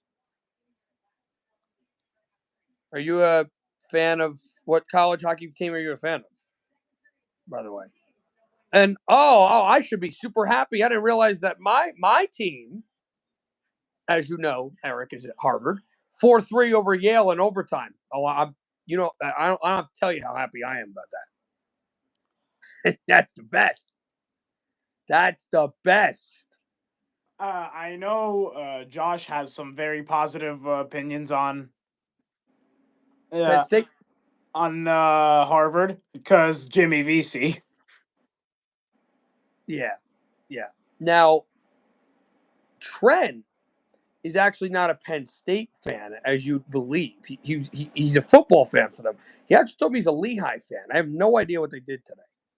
I'm looking, actually, to see if they played. Oh, so you're also a Denver University fan. Yeah, they're up 3-1. I'm surprised St. Cloud State's unranked. That's very surprising. They're usually a very good team. I mean, Arizona State is ranked in the top 15, which is interesting. I don't think they played. Yeah, they didn't play today. I didn't even know. Did you know, Eric, the Long Island University had a hockey team? No, I didn't. Learn that too. They won 4-2 over. Let's go through the scores real quick. American International 2-1 in overtime over RT. Actually, we'll just do the ranked scores. Michigan beat Ohio State 4-3. 11th ranked Michigan upset. So that's great for them. The number 1 team in the country, defending champions, 4-1 over New Hampshire. Boston College, Dartmouth 4-2 over Brown. Oh no, that wasn't unranked. That was unranked. Sorry. As we mentioned earlier on the air, 19th ranked Clarkson upset 13th ranked Quinnipiac in overtime. 5th ranked Maine beat Vermont 4-1. 7th ranked Providence beat Merrimack 3-2. Ninth ranked UConn. We mentioned that earlier in the broadcast. Fourth ranked Western Michigan 6-4 over 18th ranked North Dakota. Third ranked Michigan State beat unranked Notre Dame 5-2. Mentioned my Harvard Crimson. And then again the shootout, which and Arizona State won in the shootout, which I'm still trying to figure out who won this game, Bemidji State or you're gonna play by play. That's going to tell me. Because this CBS thing doesn't really show me like it should. Oh, okay. It says final, but it's okay. I'm gonna look it up a different way.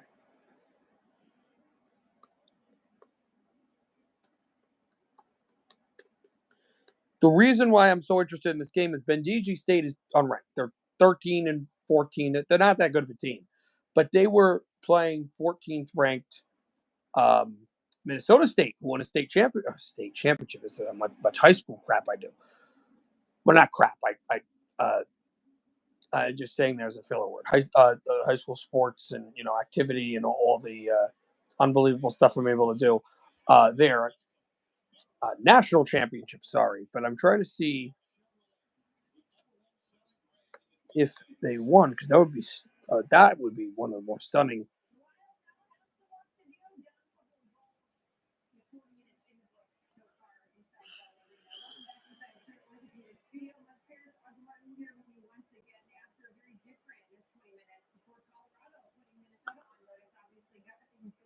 Yay.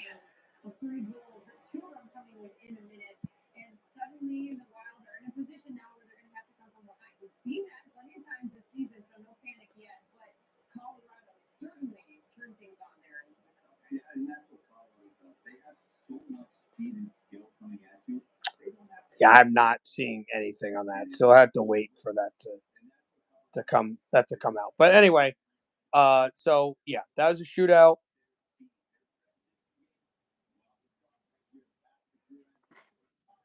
But they may not have updated it yet. But I think when they update it, they'll show. So we'll keep refreshing it, and eventually they will update all of that. But that is as we said. So we go to the NBA game. You continue, Eric. If you want to ask me any questions, you want to talk to me, feel free to. There's no problem with it, especially the NBA game, which is going to be a slower paced game. We could definitely have conversations during that, and they're on a break anyway. So go ahead. No problem here. By the way, I just have to say, I think a good idea would be go over the daily face-off trade list for the trade deadline. All right. So for that stream, okay. Or just today? You mean today, or you mean like during the trade deadline? Like pre-deadline. Yeah, I'm gonna do a stream that day because that day is good. Is the in between? That day is part of a 3-day weekend, kind of that for hockey for high school hockey. Eric, you know my job, right? I don't know if yes. I tell you or not. Okay, so it's like a 3-day weekend, but it's not for basketball. So I'm likely going to be at some sectional final. Who knows where? I have no clue, but somewhere that day. So what my plan is I'm going to either do it from the house or I'm going to go to a library or some sort of area close to that school, and I'll do a show. I'll do a live stream. I'm going to bring my computer and we'll do a show with trade deadline. So what was the site? I'll just have it up. I'm not going to look at it. But what was it again? I have the trade list up. The daily top trade targets. What is it called? Daily trade list? Daily face-off. Rate this top for 2, 6 through 10. And it gave the top 45.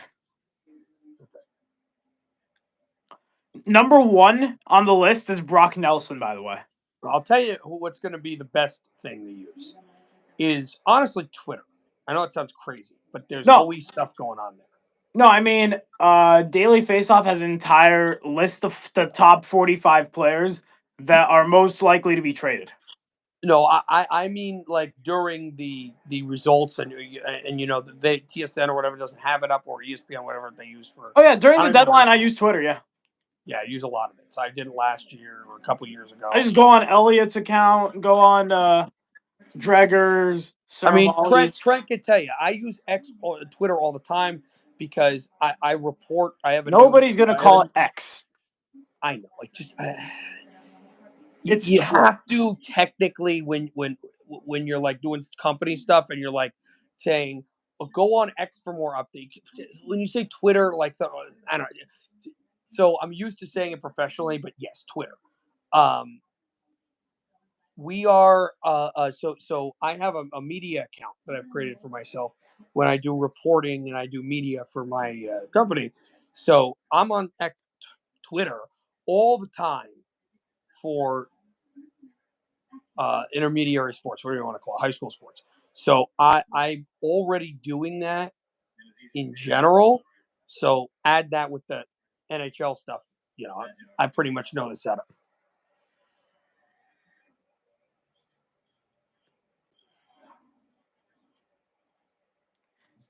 And if anyone's wondering that didn't hear, Eric, I assume you heard, but I'm almost 1,000%, like I'm like 99% streaming the outdoor game tomorrow. Wait, I keep forgetting there's an outdoor game. I just keep forgetting about it. I don't, because you know what teams I like. I've been thinking about this game for months. I just waiting for it. It's gonna be fun. I would get it And last year. Go ahead. I'd get it last year because didn't you say you were at the game? Yes. Well, I was at the game, and I did a long. I think I had this conversation with Josh, and Josh didn't really know. Eric, you've been to New Jersey, correct? Yes. How well do you know New Jersey? I would say I know North Jersey pretty well. Okay. And We're gonna have to Jersey, identify what you believe. We're gonna have to identify what you are determining North Jersey as in a second. But go ahead. But when you get to South Jersey, I know almost nothing. This was not really south. Do you know where the Somerset Patriots play? Like know the area, or know kind of where they are. Well, I know where the area is. I think like anything. Okay. There's a point to this. This is not just geography, Grant. Yeah, anything say north of like Princeton University would be North Jersey. We as New Jerseyans believe that is north of like Rutgers. We would put that a little bit higher up north. Fair. In fact, there are people that put it even higher than that. People that say where the Patriots play is central. I don't believe that, but that's like kind of the Newark area, Jersey City, Hoboken. I know that area. Then the MetLife, wherever like East that's where it Rutherford. was. That town's East Rutherford. That's in Bergen County, which is just a draconian county. It's not like Colorado's counties, obviously, because you got a big state, but it is a draconian county. That thing is big. Okay. Thing with Colorado is you obviously have the Denver, Colorado Springs area going into Boulder. Right. Like that's the really populated area. Right, I'm not talking about population, although the Bergen is populated highly. But if you go more east, just land mass. Oh right, yeah. But it is like, just if land you go mass. east, it might as well not belong to anyone. Like I don't. If you go, it's far enough east. This land might as well not belong to anybody. It's just empty. There's a county almost the size of that county, about 50 minutes west of where I live. Hey Trent, not honestly, some areas of this county I'm speaking of, not far from where you're at. Called Hunterdon, which is literally that, just grasslands, rolling fields, and stuff like that. And there's like 4 high schools in the entire county. Anyway, the point is by where the Patriots play, about I would say maybe 20 minutes south. There's a school I was at called Montgomery High School. It's a good school. They have some very good sports teams. I'm doing a double header there. I then have to drive out to pick up my friend who lives in Union City, which Union City's in between Newark and Jersey City, and it's honestly really close to New York City. So that took an That's the hour and a area half. that I know. So I got to take an hour and a half. So I had to drive from think of what I told you about where the Somerset Patriots are there, then to MetLife, and then find a car back to his house, and then another 50 minutes west of my house. So that was a lot of driving. So it was a crazy day to the point where I'm wearing a suit to broadcast the game. I finished the broadcast. I run into the bathroom, put on my Devils jersey, run to the car, and drive. I think there was snow that day. Oh my God, it was crazy. So yes, so that's what that reminded me of. That was an adventure, but you love it. How do you know Hunterton? Probably from Sonny Amato? Just traveling. No, not you, Eric. Not you, Eric. Trent. Oh. This is somebody, no people you know. I don't think you've ever been there. There's no reason to be there. It's no disrespect, but there is not a lot of. There's no cities. It's a lot of grasslands, and so there's no reason for a visitor from another state who wants to see the sights and and do stuff in museums or whatever, or like This is the things same to as see and when stuff. people tell Yeah. me they have been to East Colorado. Yeah. Because I guarantee you haven't. Is there nothing there? So say if you're trying to drive from about here to like the border with I Kansas, love they're having a geography conversation. This is great. you may encounter like 3 farms in the entire 200-ish miles of driving, and maybe one random Pizza Hut. So what else is there? Just Nothing. land. No, Just land. nothing. Right. Nothing. That's Zero. kind of Hunterdon. That's kind of Hunterdon. And Warren For a little 200 bit. miles. Not 200 miles, but because there's only probably about half that. There's only one real thing that I don't like about Jersey, though. All right, go ahead. As Colorado dumps the puck in the zone. Newark Airport. I've said no one likes. No one likes Newark.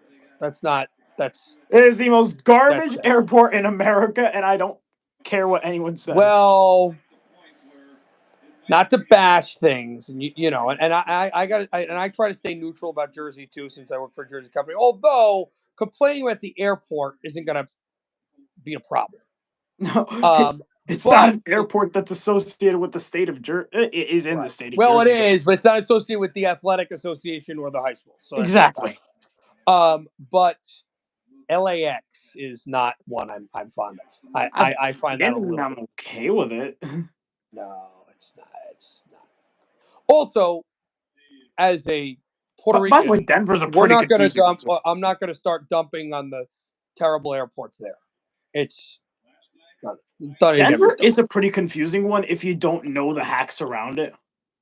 My brother's been to Boulder a lot, so he knows that airport. I've never been, so I don't know. It's really the security lines are always terrible unless you know exactly where to go for like the other security entrance, and that's where you save a lot of time. I'd say probably my favorite airport, and I'm not there that much, but I'd say my favorite airport is, I don't know if it's Dulles, but whatever the DC Virginia airport is, that one's nice. The international one or the regional? I have no idea. I don't remember. Whichever one has like a giant. I mean, they all have carousels, but whichever one has like a giant carousel that's like everybody has to sit around. I don't know that. I don't. It's probably the regional because it's closer to Virginia. So I think it's probably the regional. That one's nice. Yeah, I usually do not check bags when I fly within the United States. JFK is another dump. Is the wild one to draw. JFK depends on terminal. I've learned that. And you think Newark Airport is bad? There's like 2 schools that we've done games that. Well, one we haven't. Yeah, no, yeah, 2 schools that we've done games that I haven't, but both of my company has, that are like across the other side of the highway from Newark Airport. So imagine driving to Newark Airport, and then you have to take, as there's a penalty call coming up for a hold, and you have to, and it's on Colorado. We got to score on this power play, and you got to take 2 jug handles and 2 quick sharp turns off the highway to go to a school basically on the highway by the airport. Imagine doing that every day as a commute Um, to that yeah, school. my dad did that for a little bit. The school that I'm mainly talking about is Elizabeth High School, and that I don't understand that field.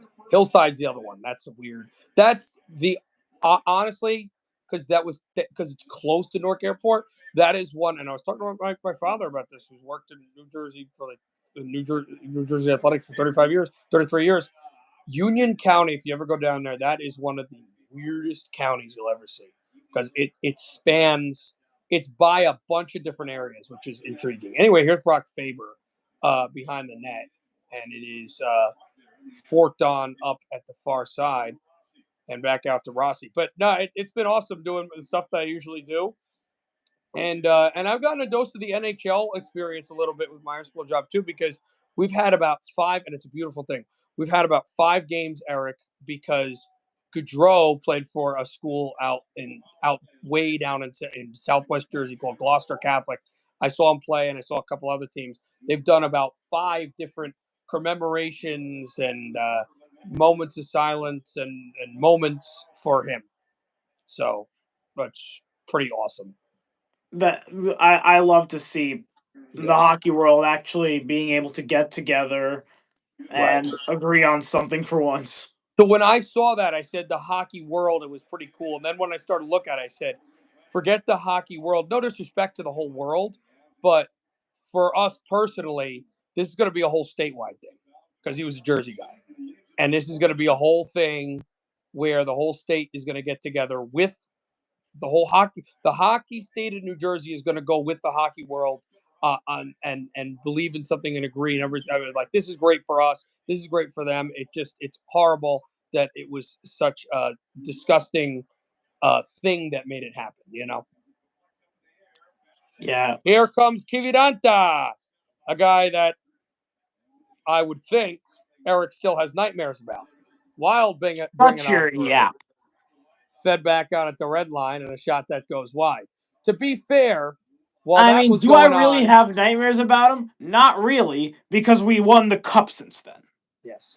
Well, to be fair, I was dealing before you weren't even on the stream yet. The only guy that still's on the stream that was on there is Josh. Is I was dealing with a game Josh that was happened around there later. back then.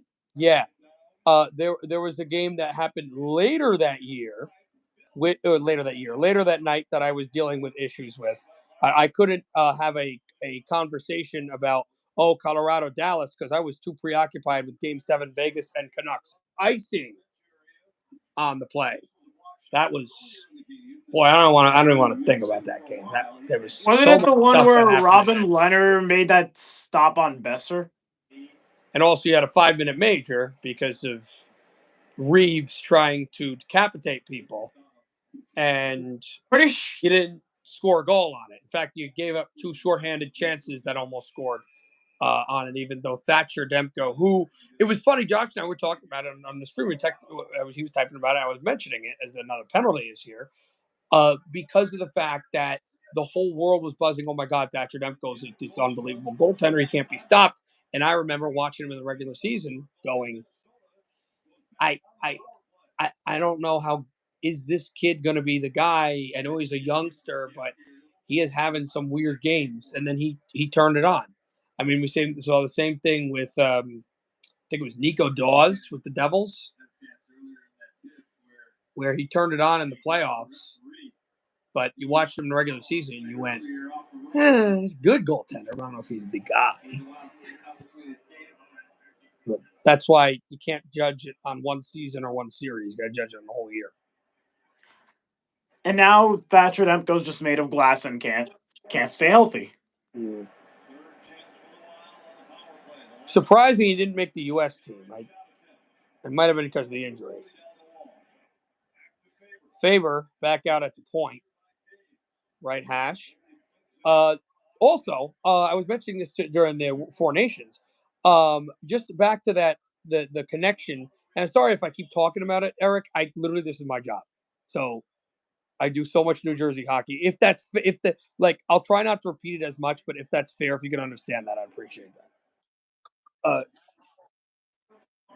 Yeah, yeah. So there are junior teams that play, as you know, there are junior teams probably all over Colorado. There are, yep. Right. So there's a junior team called the Rockets. They're real famous. In fact, they're right around that same area where the Patriots play, and that is the team that Charlie McAvoy played for. So there's actually a Jersey Rocket I was mentioning to one of my coworkers at the Four Nations. I have to admit, as much as I wanted USA to win, yeah, I was still very glad to see Nathan McKinnon pop off. Yeah, I was not happy about that. Puck comes right back at the far wall, and it been even better if McKinnon was the one that scored the winner. But yeah, that was unfortunate. You did for the but also, U.S. Austin here's Matthews the funny decided to thing was call. that the 2 goals for the U.S. were scored by Ottawa Senators. Yeah, but also Austin Matthews decided to say, "Oh yeah, it's a game 7," and that cost the U.S. the entire game. Yeah, I mean, there were a couple things in that game that were that were intriguing. Yeah, that was a tough, long tournament. That was something else. That was a fun stream. Anyway, 13-15 to go in the third. Wild will bring it on through. Skated in 4-2, the lead for Colorado. So we got that going on, and I thought it was great, and it should help the ratings of the Olympics, which I think is going to be really interesting. Back to media, I think there's a media drama that's kind of interesting about it that no one's talking about, and I get it because everybody thinks about the players and the communication side of it is not people's strong suit. But how about the fact that NBC had that falling out? They will cover the Olympics, and now you got NHL players who were former NBC copyright, athletes going to be on NBC that technically they don't have rights to those players. I find that fun. That's a fun media little war. Not that it's going to mean anything, but I think that's a kind of something to talk about as a big check was in front. Obviously, it's going to be about the play on the ice, but from a communications vantage point, I think that's kind of an intriguing set point since ESPN doesn't really want to bid for the Olympics. And to be fair, the NBC will never get rid of the Olympics. Hot take. Absolute hot take. Yeah. You don't have to agree with me. But if there's anything that propels the NHL over any other sports, I think it would be the 26 Olympics. Yes, because flag football right now is going to be really good, but you're really not going to get. They say, the NFLers will join. That's not happening. That's not happening. So no, and no one's ever taking over the NFL. The NFL's staying. Well, no. What I'm saying is the NFL, though, the teams would not allow them to miss OTAs to do flag football in the Olympics. Stop it. With the guaranteed money, stop yourself. Yeah. That would never happen. Baseball is joining, but baseball doesn't have, I think, the massive amount of countries that have hockey programs. So, and then basketball is the sport besides soccer, which obviously has already made their wave. Basketball is the one behind soccer as a sport with an object, so not swimming or track, that has the most amount of countries, but the competitive level is not there. So I would definitely agree. Soccer's already got their fan base. Basketball's struggling as a shot is stopped by Mackenzie Blackwood. 10:43 left in the third. But I would agree with you because no, Bettman just a couple weeks ago ran a tournament of the most watched hockey games ever. It's up there as one of the the highest. Like these are the highest viewed hockey games ever.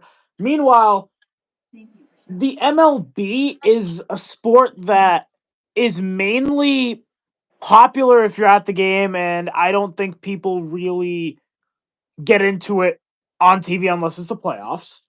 Or if you live in a Latino country, but in the U.S., I would. I'm talking within the U.S. specifically. Okay. This is within America.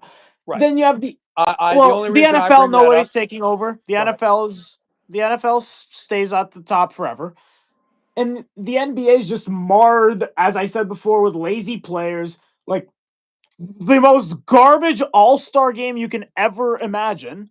No, that probably was the NFL. and then also you have the most lopsided and controversial trade ever. Like, come on. Although I think that was exciting. I don't have an issue with that. I think that It was more interesting. exciting, but the trade, yeah. Can we agree that it was the most lopsided trade and the most controversial trade in a really long time? There have been some controversial trades that I don't follow the sport as much. I know it's very lopsided though. It is lopsided. You trade a all-star, a perennial all-star in his mid-20s. In fact, they're literally the halftime show. They're literally talking about Doncic right now. You trade a perennial all-star who's a game-changing player. Let's hockey terms this. How do I explain? They're basically trading No, I'm like going a to think of it. Patrick Kane in 2016. No, not Patrick Kane. Not Patrick Kane. You are trading Leon Draisaitl and a bad prospect for a couple of picks and give me a second. John Carlson. Would you do that trade? That's stupid, right? Absolutely not. And that's what I mean. Well, the ownership, I think, wants to go in a different direction because you have to remember they sold their team. A lot of people were saying Mark Cuban's a moron, blah, blah, blah. That's not his move. He wanted to keep Doncic. He was the one that traded. Now, remember, Luka Doncic, this is a funny thing right before we get back to hockey. Luka Doncic technically is a draft pick of the Atlanta Hawks. Not sure if you knew that. He was traded in the deadline, and I remember watching this, get this, at my project graduation. Yes, exactly.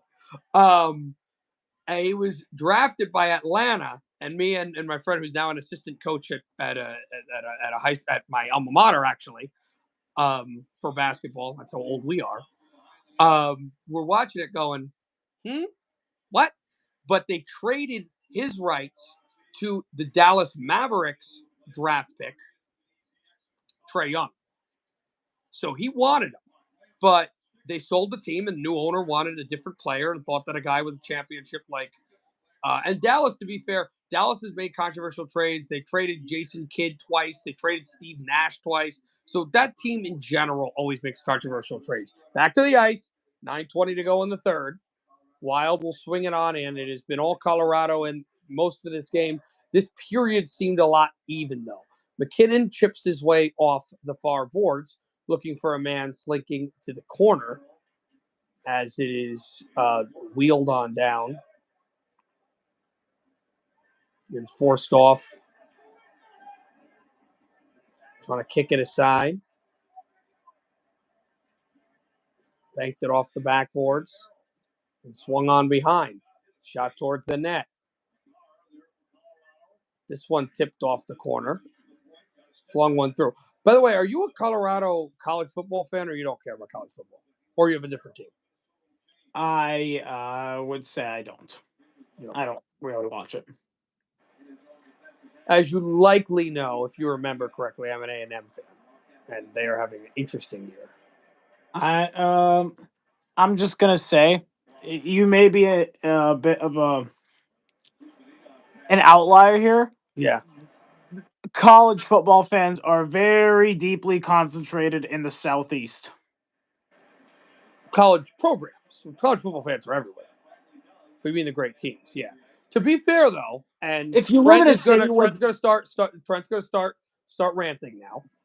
The teams that finished the furthest this year were not the Southeast.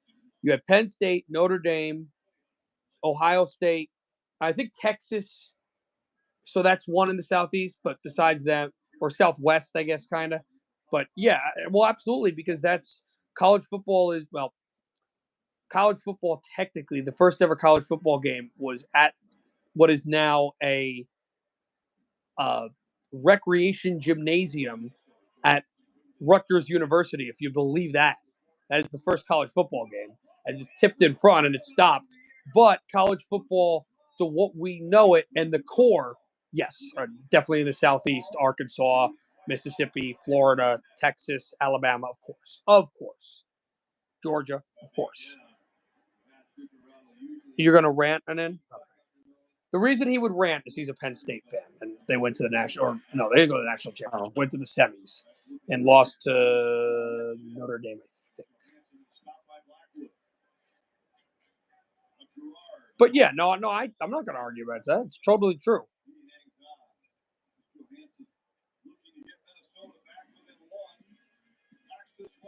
I'm really paying attention to college football because I've always liked it. What I'm ranting about. Also, Eric, the as you know, we live in the United States.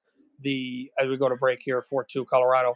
The moneymaker is always football when it comes to every level. Right. So with the NILs and all that stuff sliding into the high school level, we are constantly tracking where the kids are going. D1, Yeah, D2, stuff like that. And I'm the not NIL's even gonna. hitting us now. There was like 5 athletes we've had on our air, by the way, Eric, that all have gotten NIL deals. Puma, Nike, it's ridiculous. And they're like 17, 18 years old. It's out of control.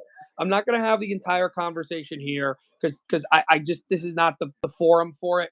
But I have had these conversations off air with coworkers, and it's in the entire country. The NIL is out of control. It is unbelievable.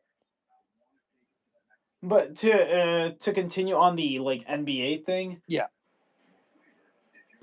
Notice how in the NHL you have the Four Nations thing, which I'll be honest, before it started, I wasn't even insistent on watching it because I thought it'd just be a glorified All-Star game, and I was wrong. I kind of thought of that.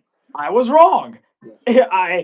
It was the players actually showed up and gave it their all. Meanwhile, even in a first round playoff NBA game, you're not gonna have players like they're gonna prefer. Conference. They're not gonna give it their all until like the conference final. I love Minnesota, man. That's when it really starts mattering. Yeah, no, I understand. I'm sorry. I had to cut you off. I love Minnesota. The only network, not even the Devils do this for us.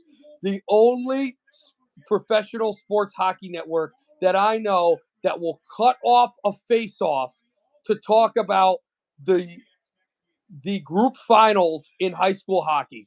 I love it. The Devils won't even do that for our guys. Oh my God.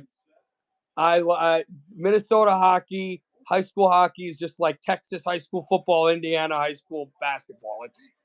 It's I gotta ask Josh, does Canada even do that? high school hockey, yeah, but they love more their juniors. Not football. It's not as big of a thing. It is a thing, but it's not what it is here. Obviously. I know Colorado has some really good high school hockey and football players. So I know it's big. I just don't know the level. Hard shot in the tip to the far side. It's not Minnesota big. No. How about football? Is it like Texas big? No. Okay. It's not Bama big either. Yeah. We have now the deal with us is that we have really good schools that have giant stadiums, but I don't know how many states do this, especially because then you start to get into the religions and faith, and we're not even going to get into that. But the big schools that are like have all the D1 players in the Power 5, Eric, the majority of them go to these like 7 to 8 conglomerate Catholic schools in our state. We don't have the giant. We have a couple giant public schools.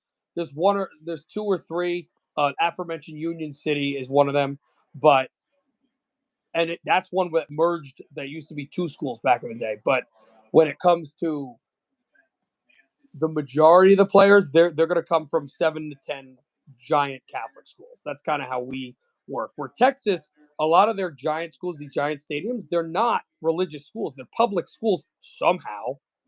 Like in Virginia, same thing. That have 7,000 enrolled students, which doesn't make any sense to anybody that live like where I live. But it's crazy. 6 minutes left, still 4-2 Colorado.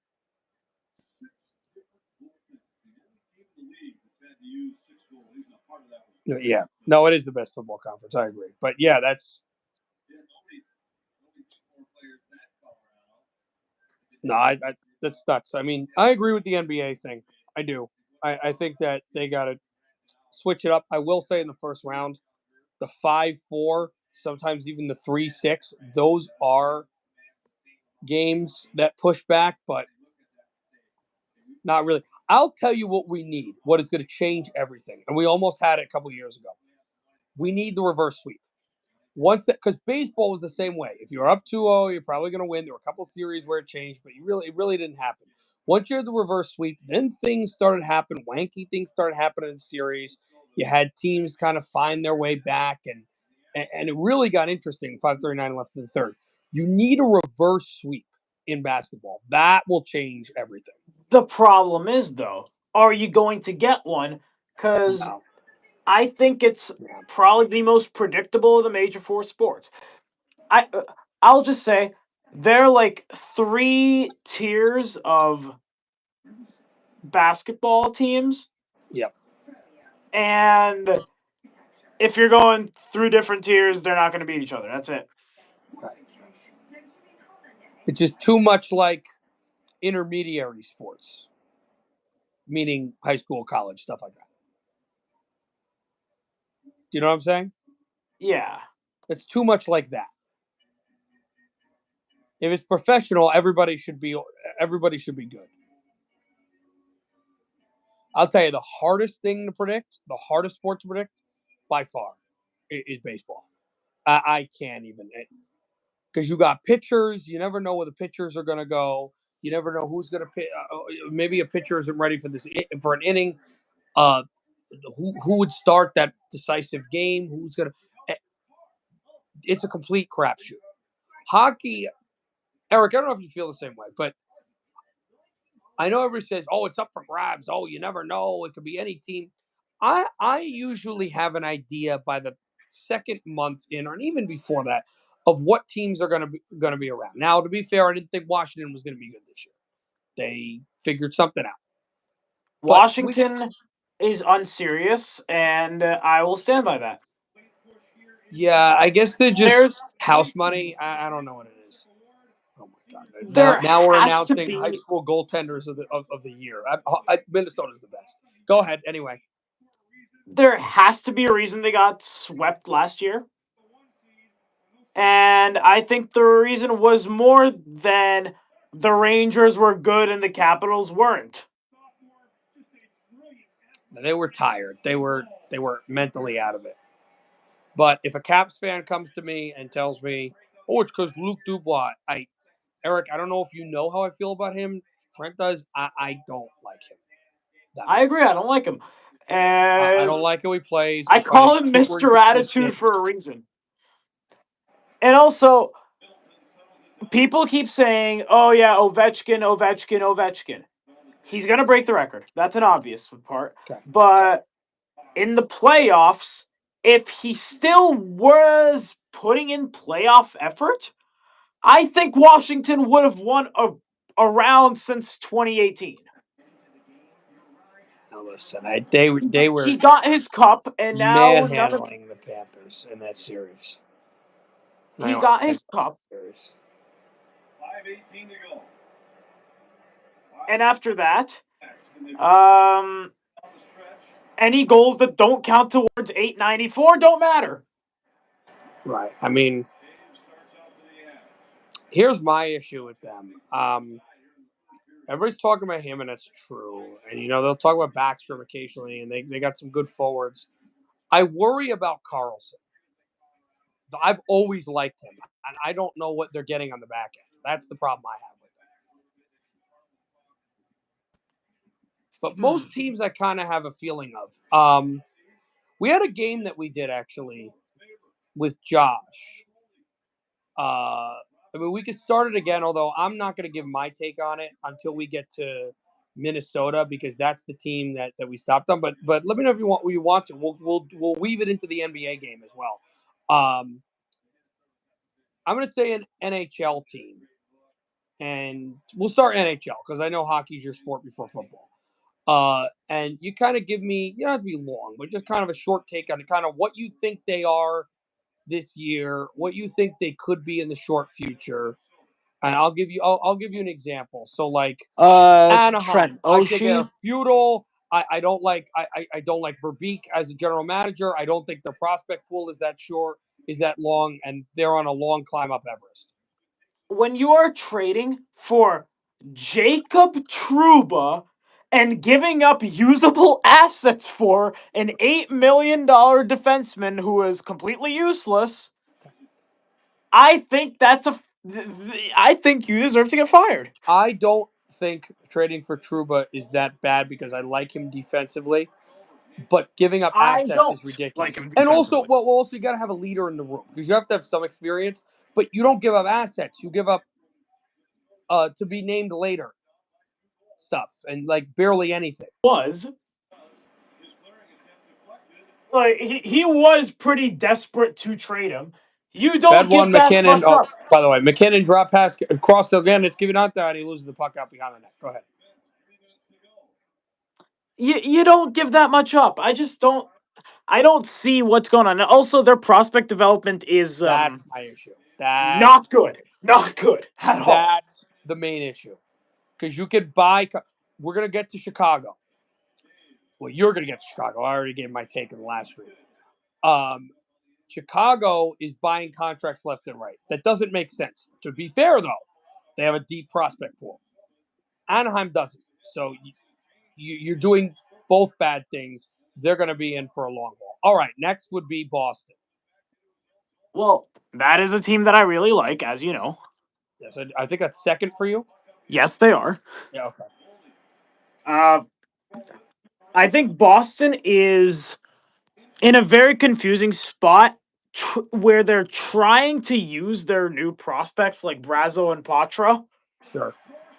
But also, they have to move on. Yeah. Just move on. I love Marchand. I love him. Penalty coming up against Wild. I love Marchand and all, but you're not going to get into a retool until you get rid of him. Pastrnak you keep, and that's an obvious one. But you got to use this as a transition year and next year, and then maybe get back into contention with the newly made core. I want them to build their prospect pool. That's another issue. I agree. They need to figure out what they're doing with the goaltender. I don't think as a backup. Not saying he's a bad starter. He's a great starter. Talking about their backup options. And I don't think we should be worrying about that now. I don't know if I honestly hope they.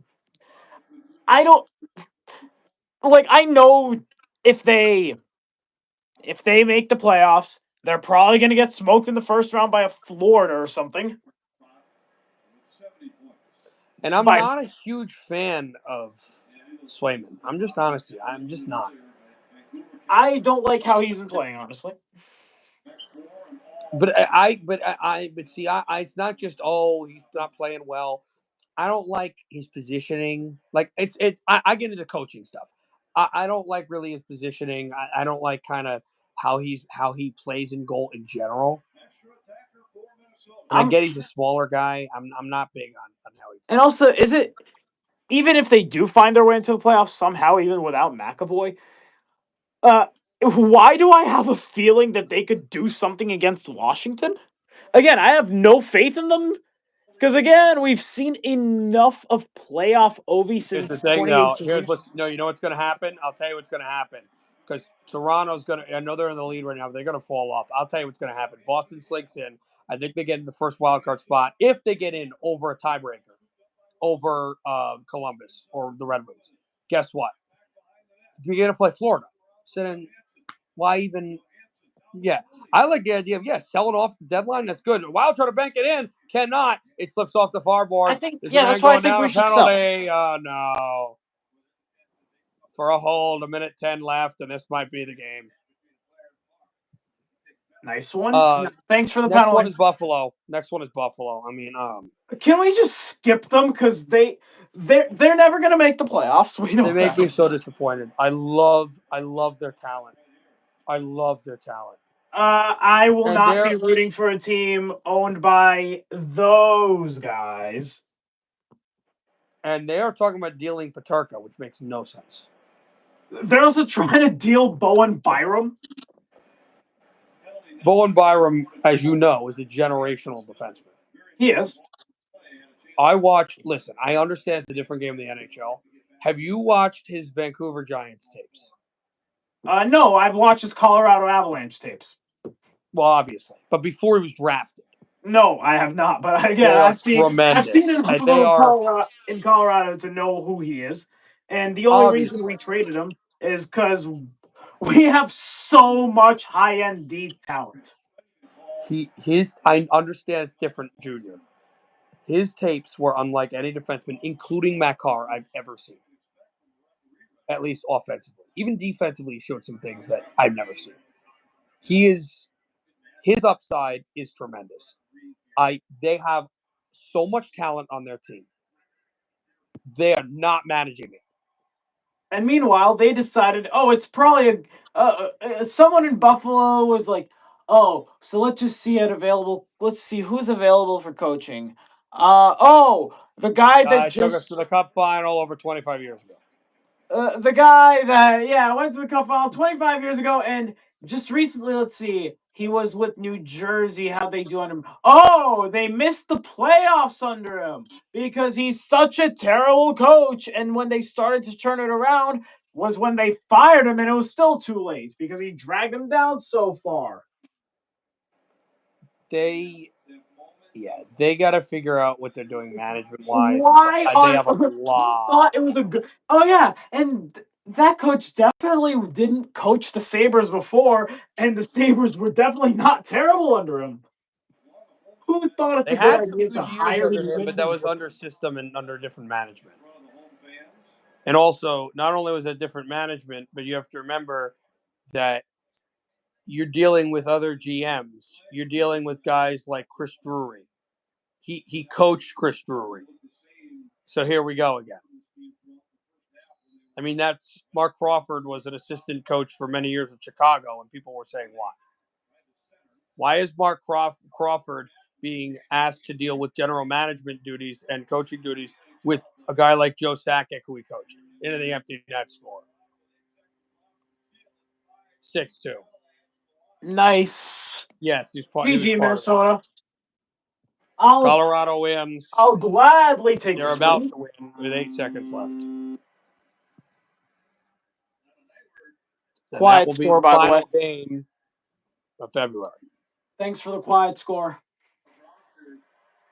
It will be 5-2, and Ross Colton has his second. Trent, by the way, what's the score?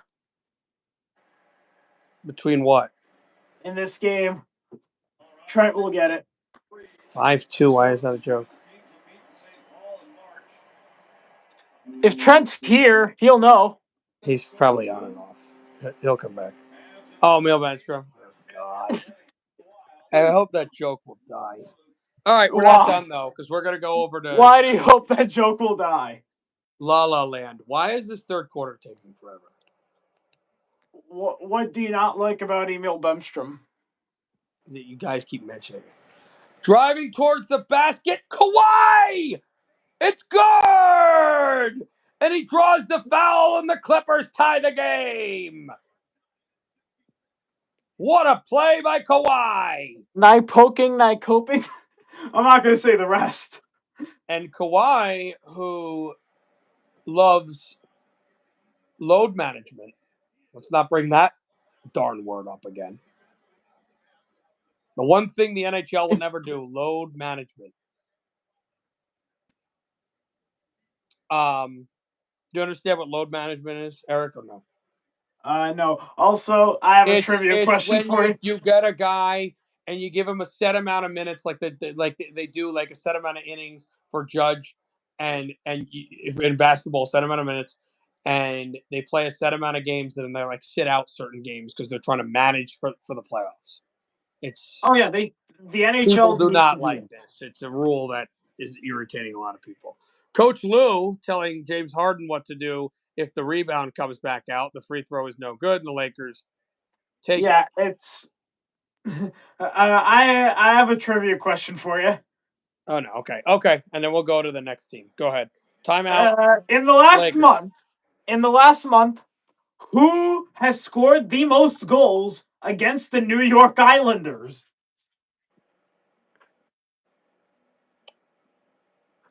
Is it a team in the East? Which player has scored the most? Well, no, I know that, but I'm saying they play. Yeah, he's on the team in the East. We'll just get the Banish ad because it's just Nope. funny. It's not Ovechkin, is it? Because it's not Ovechkin. Am I in the wrong? You're gonna laugh at Am the I answer. in the wrong division? No. Jack Hughes? Nope. It's not Byram. No, but that's the other Sabres. Division. What? That's Atlantic. Buffalo does tend to play well against the Islanders. I don't know if you've noticed that. But I said you're in the Metro. But you said the Metro, right? So I made a mistake. Rantanen. No. Am I on the right team? No. I'll just tell you, he has 4. Sillinger. No. Right team? No. Don't tell me. Crosby. No. But I'm on the right team. Right? No, you're not. No Islanders. No, obviously no Islanders. It's not an Islander. Think about that one. Think about that one for a second. Wait. So he scored the most again, but that doesn't make any sense. How could he score the most when a player could have multiple goals against the Islanders? Yeah. What, are they own goals? Yeah, 4 of them. Is it Sebastian Aho?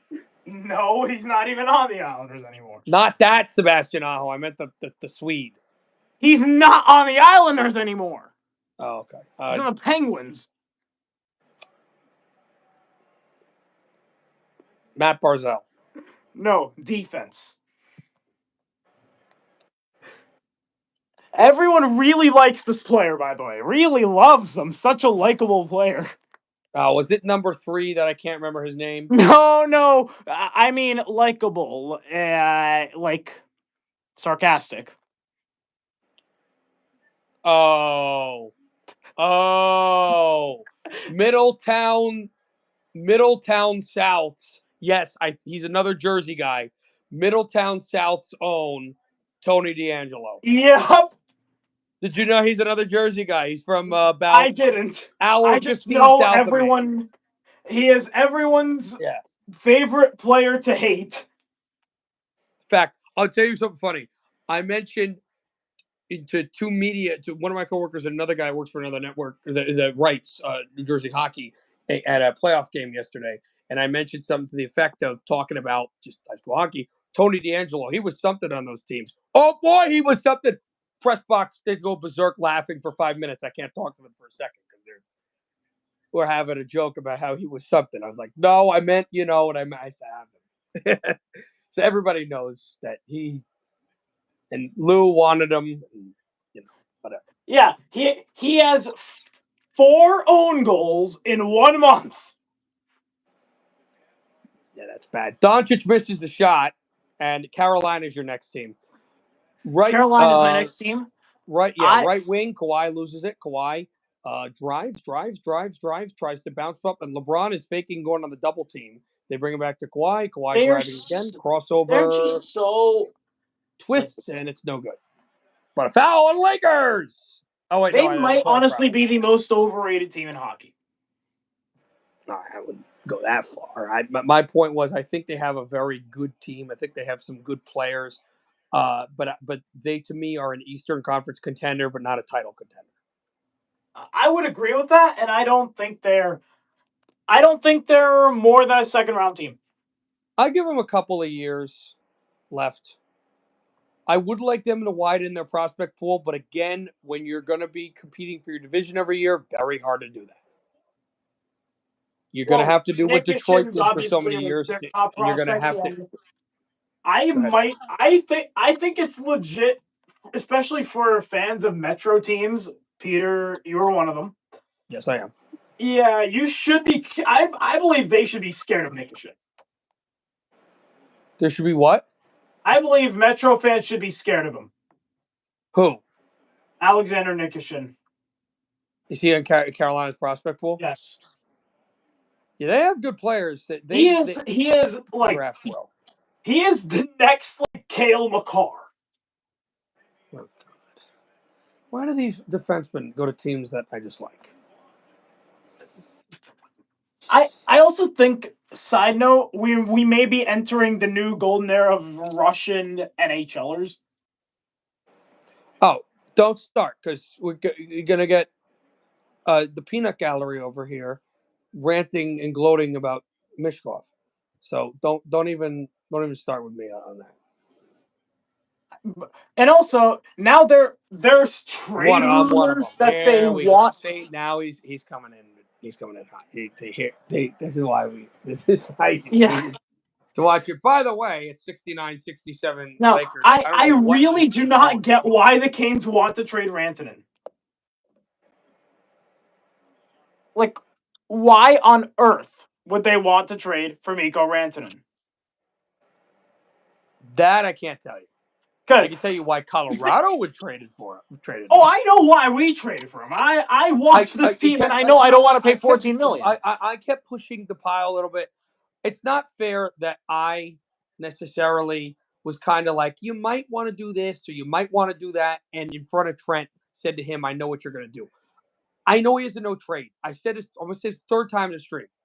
To quote the great John Sterling, in my mind's eye, Susan, there is no way that they don't attempt at least to get Crosby. That's what I think. Oh, Colorado, yeah. I'm talking about Carolina. No, I can't tell you anything about why Carolina's doing what they're doing. They're a very weird team organizationally. But what do you think about that? Colorado, with that cap space, you cannot tell me, well, we were going to Nate Chest to sign Nate Chest. Do you know how much cap space they'll still have because of Rantanen leaving? That's a cap dump. Stolen away, and Lakers lay it in. Once again, we traded him because we could not find an extension. And he wants so much money that we don't want to pay him. I don't believe they really wanted to extend him. I don't believe Sakic wanted to extend him. I think Sakic would want to extend him for the right price, but $14 million is not the right price. You're not paying Rantanen more than McKinnon. Not yet. Rantanen the reason I'm saying not yet is because like $14 million a year for a football player of his level is super low. And I'm saying not yet because the economy's not there for hockey. Oh, yet. We gotta talk about this though. All right. The cap is going up, and people should be getting used to new contract numbers. And the reason why? Four nations. True, but also when your sport grows, the players are going to grow with it. The salaries, and this is a good thing for the sport. Say, for example, GMs are going to hate it, but everybody else is going to love it. GMs are not going to hate it though. Why? You have to pay for example, say any bad contract signed right before COVID. I'm just trying to think of one. I got one. Jacob Trouba. Pretty bad contract. But and I think Jeff Gorton was depending on the cap to go up. I see your point. And you can eat the money more because you'll have more. That's fair. That's fair. Or even now, you have bad contracts that aren't really going to be that bad. I think, and I hate to open up the peanut gallery, but I know that Trent's going to jump on this because it's the player with the stupid, score and the whole thing. But isn't Dumba on a bad contract with Dallas? I don't think he's got a great backhander. This is why I can't mention. I would have said, what's his name? Well, I can't even think of anymore. The Edmonton defenseman who's been gone for a while. And now we Not recently Klefbom, although that was another terrible contract. Oscar. Although I liked Oscar, just like I like Cronwall, another terrible contract. Just like they like Jonathan Erickson, another bad contract. But also, you think of right now, Kevin Lankinen got signed for over $4 million as a backup. Aforementioned Luka Doncic went to the hole and gets the foul. He's going to the line. 76-72 Lakers, 2:21 to go in the third. Go ahead. We just saw Kevin Lankinen get signed for $5 million. About as a backup. All right. No, it's weird. Moving on. We have to get used to bigger contract numbers, and $5 million is about to become second pair D-men, and you're about to see second line centers get paid $10 million. Not as long as the money consists with the cap, they'll be fine. Next team. Well, we know the cap is going up $25 million in the next 3 years, and I think it's going to go up even more after that because the NHL has to sign new TV deals in both America and Canada. Is Brent Simmons a Clipper? Because if he is, I'm going to lose my mind. I don't know how he's still in the league. Moving on is no. You make a good point. I just wanted to kind of move on a little bit. Moving on is Calgary. I don't know what they're doing. I am lost on them. Why did they trade that player to Philly that I can't think of his name off the top of my head? I just first of all, I believe they need a full rebuild. Nurse, thank you, Trent. Nurse, thank you, Trent. That was the player I was thinking of for Edmonton. That was another bad contract. The stupid Darnell Nurse contract. That Seth made no Jones sense. contract that someone's about to have to take on. Now, we're going to get to them in a second. We're actually going to get to them right after your Calgary take. Calgary, that's fine because they're taking the bad contracts and dumping them. I believe Calgary's trapped in a pretty bad spot. What? Oh, and the Huberdeau? Because first of all, Huberdeau is the worst contract in hockey, even though it's not going to be as bad soon. And I think they should be going into a full rebuild, like full, complete rebuild. They're good young players. I have no idea what they're doing in goal. That again is they have nothing in goal. They have no plan. Their defense is probably the worst in the league. Yeah. Like their defensive core, I mean. They have a good amount of young forwards, but they have a lot of good wingers, which again, I don't know why Calgary stock's really good on wingers, but they struggle with strong centers. They need centers, they need goaltenders, they need blue liners. They need a lot. But yet they're a point out of the playoffs. They're a point out of the playoffs, and I believe that is not going to sustain. And they started the season really well. I don't think they're it, and you can't really fully rebuild with Huberdeau under contract. And do you know if he has a no-move clause or anything? I think he has a no-trade clause because he got dealt, so it would be weird to deal him off the contract. Yeah. All right, next team would be, and this is perfect, you mentioned Seth Jones. This is cap dump. Hey, Chicago, what do you say? The Hawks are going to lose today. I like that. But Chicago, and I do not care for this team. They have. Don't you hate the Blackhawks? I don't hate the Blackhawks. I don't care for them. Trent I'm would not. get I'm this. not going to burn bridges with organizations that I could work for in the future. I'm not going to do that, especially when their organization is, they're starting to come out of the darkness. They're doing it. There's definitely an organization you should be working for, and it may be right across a certain river from you. All right. The Rangers. Well, listen, I don't. I may or may not be talking about the New York Rangers. Well, listen. I don't care. Everybody, you write my checks and it's legal. That's fine. Anyway, Chicago has the same issue as Anaheim with ridiculous cap dumps. Here's the deal. For some reason, they're getting rid of them really flawlessly when they have to get rid of them. Second thing, LeBron misses the free. I don't know if that was LeBron. I thought it was LeBron. Missed the free throw at 77-76 Lakers. There's a second coming up. And Nicholas Batum, who again is a guy that's been in the league forever. Speaking of cap dumps, how about your Los Angeles Clippers? They're the home of cap dumps, where you got Kawhi Leonard, James Harden, Nicholas Batum, and Ben Simmons. Basketball has a cap? Yes. And it's absurdly high. It is absurd. How high? Billions? Not that high. But it's NFL high. We may get there. Yeah. It's NFL high. It's high. Yeah. They have guys. There's a big center that I can't think of, and maybe I'll try to. Kuzmenko was the forward. Yeah, Trent. You know the NBA a little bit. I can't think of his name. I'll look it up, but LeBron gets the floater to go. But maybe you can think of him because you may know him.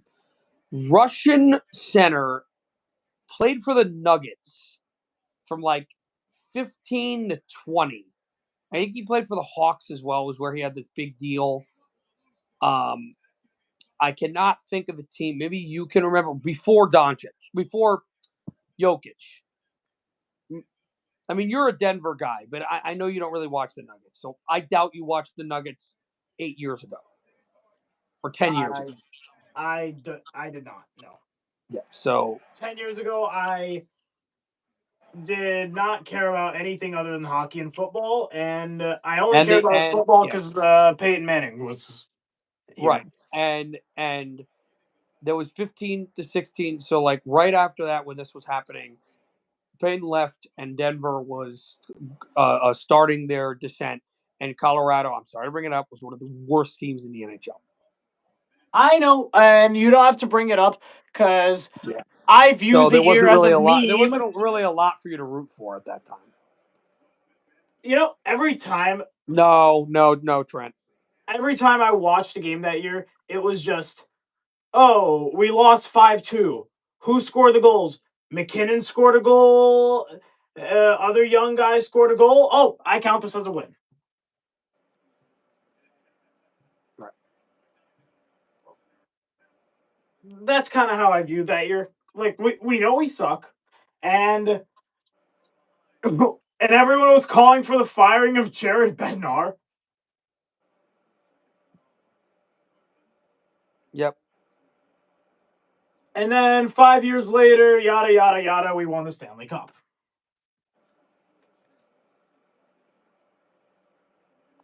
Right. I mean, that was... Like, I don't care about anything that happened before 2022 because 2022 happened. I'm struggling to find this.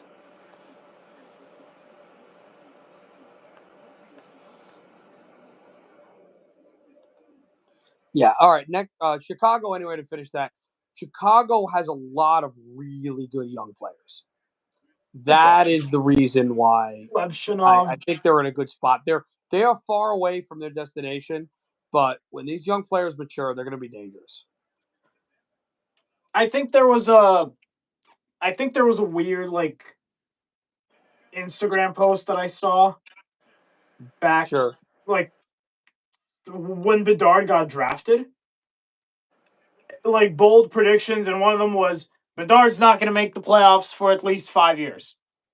I said that's going to be true. That was my opinion. It was going to be true back then. I still stand by that.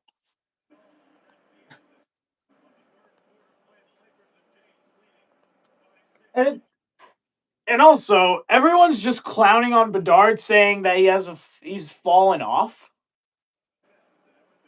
Yeah. He's still a point per game. Like, okay, so I think I got it. So I think I got the player. Do you remember Timothy Moskoff? He got the 7th highest free agency contract in league history. Let me get the contract. It was absurd. And I thought that was 18. It's again how old I was. It was 2016. My God. That contract was terrible. And it was to the Lakers. He was a Nugget. It was, what was the contract? I forgot he was a Knick too. Oh my God. And he was like, at this point, it was again like Carlson, Eric. He was late in his career. I think he was like 64 million 4 years. AAV 64? Hold on.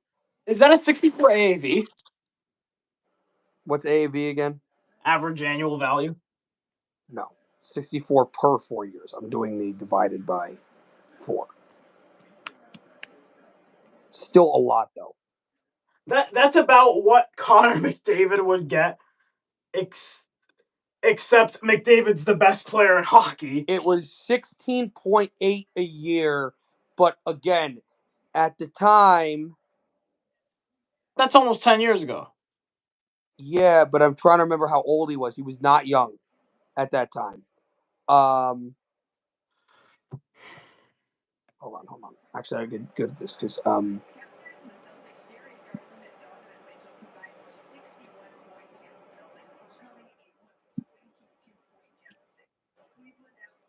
so about 27 years old.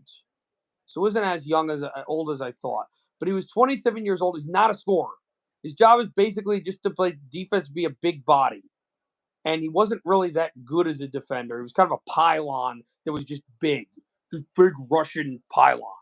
And they gave him $16 million a year. And it was ridiculous. And the whole thing was the Lakers were going to use him to go to the playoffs. They were like 10th in the West. Imagine that. You're a doormat for 4 years. You pay this guy for 4 years. And it was funny about it is they finally bought out the contract. The year they bought out the contract, they won a title. Ridiculous. Just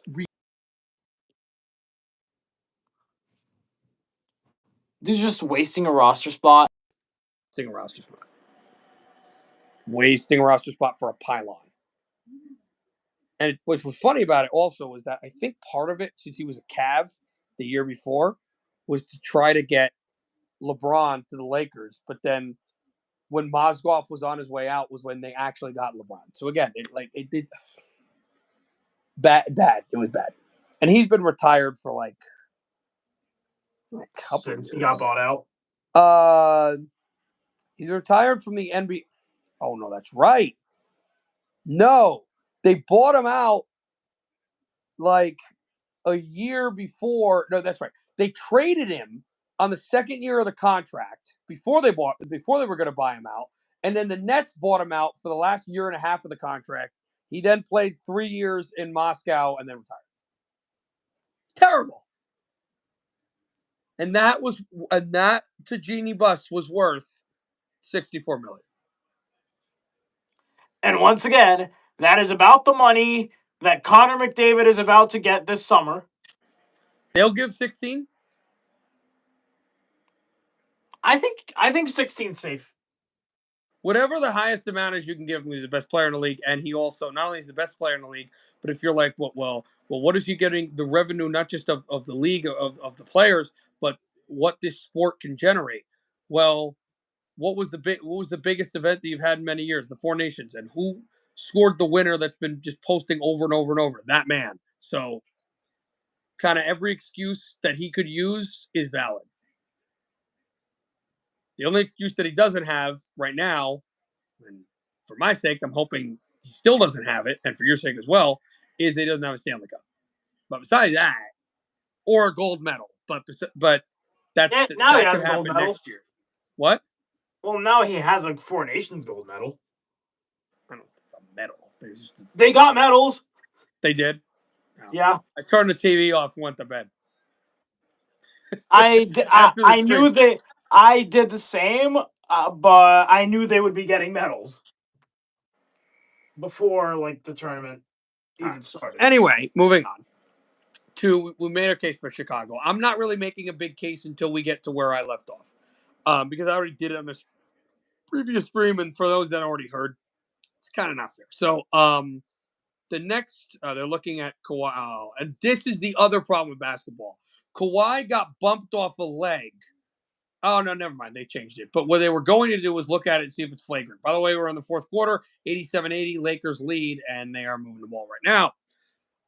Next team will be, well, how fitting, your team. So I'll let you just go on this. I don't even need to talk. I can just take over. So try to Colorado keep Avalanche. it somewhat short because, once this game's over, we're going to be done. But do your best. We're cup contender now. Cup contender now. Need a goalie. Yes. Need a couple goals. Absolutely need a goalie.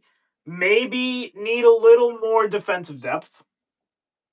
Obviously, Makar, Taves, that's a given, but I still want those grindy defensemen who can eat minutes.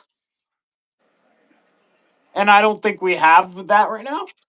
I also don't think you have one of two things. I don't know if you need them in this game, but you don't really have grinding fourth liners, and you don't have a true power forward. Well, we're a team that would but you don't run off anybody. That, so right. That's what won us the cup final against Tampa. Tampa's the grindy team, and we just outskated them. Right, which is why I think you're going to go get a skater, a top tier skater. Yeah, we're just like, okay, we don't care. You want to fight? I don't care. I'm just going to skate around you and score. Whatever. Well, I think 7-0 you need an elite scorer, and not even Peterka. I'm talking about like a franchise-defining guy. I think that's what. Not that you need it. I'm saying I think that's what they want. Whatever. Nice. 7-0 Avalanche over the Lightning. Yeah, that's kind of the game that they want. So that's fair. You don't really need that, although it's interesting. LeBron for 3, no good. Rebounded by Kawhi. They trail by 6. Next team is Columbus. I like them. I think. Well, I don't. Okay. I don't like them in the sense that I don't like in your division. Never like the Blue Jackets, but when it comes to putting our unbiased hat on, just as a fan of hockey, they are fun. They have offense. I'd like to see more depth defensively, but they're definitely on their way up. They're on their way up, but also these are the most important years of them trying to get out of their rebuild. Obviously, them making the playoffs now would be great for them. They're not really there, though, I think. I think if they need to develop their players. I think if they make the playoffs even now, they get a Florida in the first round, they get swept, there they go. But also, Blue Jackets fans, they could be excited about their team, but they should not expect more than 5 games from them in the playoffs. I don't think to be honest, I think it might be bad for them to make the playoffs. I think this team needs to continue to develop and continue to build. And they could be a handful. In fact, this is a team that I think if they, and who knows, if they play the back of their hockey cards at the end, they could go really far. I'm not talking about this year. I'm talking the future. I'm talking way down the line. This is a team that has a core that could go down the line and even compete for a cup. And you're like, what? No. I'm talking about like 6 years in the future. I'm talking like at the end of the decade. This is a team that 6 years is too far to think about, I think. If you're a GM, you got to think you got to think about the player that comes after that. That's why these GMs are such a hard workers. You got to think, and they're not just super far in the and future. I don't think they're one move away from the playoffs. And no, they're not. And part of me thinks that they're overperforming, and part of it has to do that.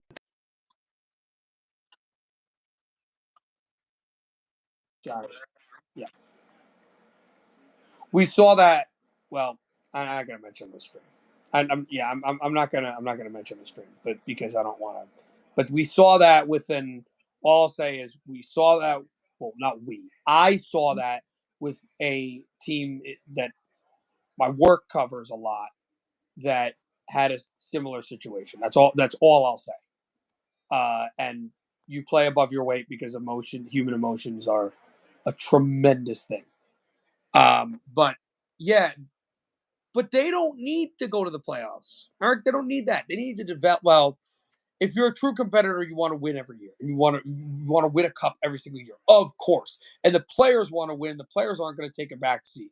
But when you talk about the future, what this team can do, because they don't know how to win yet, I think to continue to develop and to work because they got a great farm system. They're on their way, but very far off. Next team would be Dallas. I mean, this team is top end, top bottom. I kind of argue with Josh about this because Josh is like, this team could win the cup. I know that they're the best team one of the best teams pound for pound from the West. I should also mention, I think you guys are a cup contender, no question. I think they're a cup contender. I do have the feeling, just kind of how they play, just kind of how they've played all year, that they're a team that could beat the Jets, could beat you guys.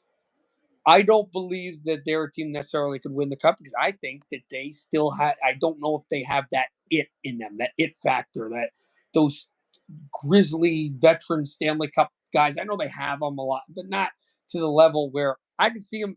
A super hot team comes in that's just got that juice flowing, that has playoff experience, that's built. They can knock them out. Florida can knock them out. Edmonton can knock them out. Like, I don't believe they're going to win the cup this year. I don't think so. Can they win it? Yes. They're as deep as you can get, but I still am not sold on that extra emotional playoff pedigree for Dallas. I just don't know if they have enough players that have done it before have just exactly. Yep. that could that would beat like a Florida in the cup final. Or a super hot team that's coming out of nowhere. That's but they're true. good. I mean, Jim Nill does an incredible job, and do you know the history with Jim Nill? Yes. Do you know he's a scout with the Red Wings and Johan Franzen and the whole deal? Mm-hmm. But oh yeah, and you mentioned Winnipeg. We'll get to them, but I don't believe. I love the Jets, and I don't believe in them. I believe they are. I believe they are probably the biggest fraud in the National Hockey League. We keep winning these games. It's great. I don't. Like, they're not going to win. You could keep winning these games, but winning games in the last minute against St. Louis and San Jose isn't going to get you far. Yeah, and Eric, who watches more college basketball, I know that's not really your thing, will agree with this statement that the Winnipeg Jets, as they are, a fraud. And I just saw it with the buzzer beater the other night. Trent, Michigan is the Jets. Hey, I'm not even going to go. I'm not going to. We're talking about hockey. I'm not going to rant. I need to be calm. UCLA. They're not even a fraud. They're just not good. I had to mention it. Is that your team? No, that is not my team. I just had to mention the infamous stream from 4 years ago. You know, yes, and they have probably, I don't know if it's the team as good, but they have a team. This is the closest team to that team that they have this year. Doncic with a 3, but they are not. They're not. Trent can type about it on the chat. He probably will. They're winning games sloppily, and it's not going to cut it. And so I agree with the Jets. But we'll get to the Jets. 6:48 left, 95-88 Lakers. we'll get to the Jets, but yeah, I don't know if Dallas has what it takes, but they are a title contender. Red Wings. I believe the Irish plan. I think it's working. I think it's working in a very weird way. I think that he tried to do it with just youth, and he realized he needed to get some veterans like they did in Tampa. It is working. They are building. They have found their way with the coach. He is not the future. They're going to need another coach after him because after 2 years they're going to get tired of the message. But right now it's working. They have a lot of good offensive players, but they're going to have to keep on building some of these young players. I'd like to see a consistency figured out in goal, and I'd like to see some more physical defensive players and more depth, especially on the blue line. The back end, goaltender, defense is my worry for the Red Wings, but they weren't supposed to be a title contender this year at all. They were supposed to be a playoff team. That was playoffs or bust. Looks like they're on that way, but there still is a long climb up. But I think that the plan is working just a little bit slower than a lot of people thought. I don't know if the plan is working when you're signing defensemen that by their previous teams have been considered their worst defensemen by far. Because you want lead because he tried the young defenseman route. Because you have Justin Hall, who every Leaf fan was hating on. You have Eric Gustafson, who every Ranger fan was hating on. And you have Ben Sherratt, which every Panther and Habs fan has been just not liking. He is good, but I think that they tried it with the youth movement, and they realized they have to have these veterans, and you have to realize he's fine with dumping these players after a couple of years. We're going to use them. They are going to be quote unquote sacrificial lambs to the eventual goal. They're not. A lot of these guys aren't going to be on that cup team, but they're going to. We're going to need them now to build what we can become. So, but I think that a lot of people thought it was going to happen quicker. And the one thing that I do really like about the Red Wings is through their runs with Yzerman, even though they've missed the playoffs, they have been a second half team. Now, NFL, the Bengals will tell you. Are you that sure mean about anything. that? What do you mean? You see what they did That they're a last year? second half team? Second half of the season. Do we not remember the 7-game losing streak from last year?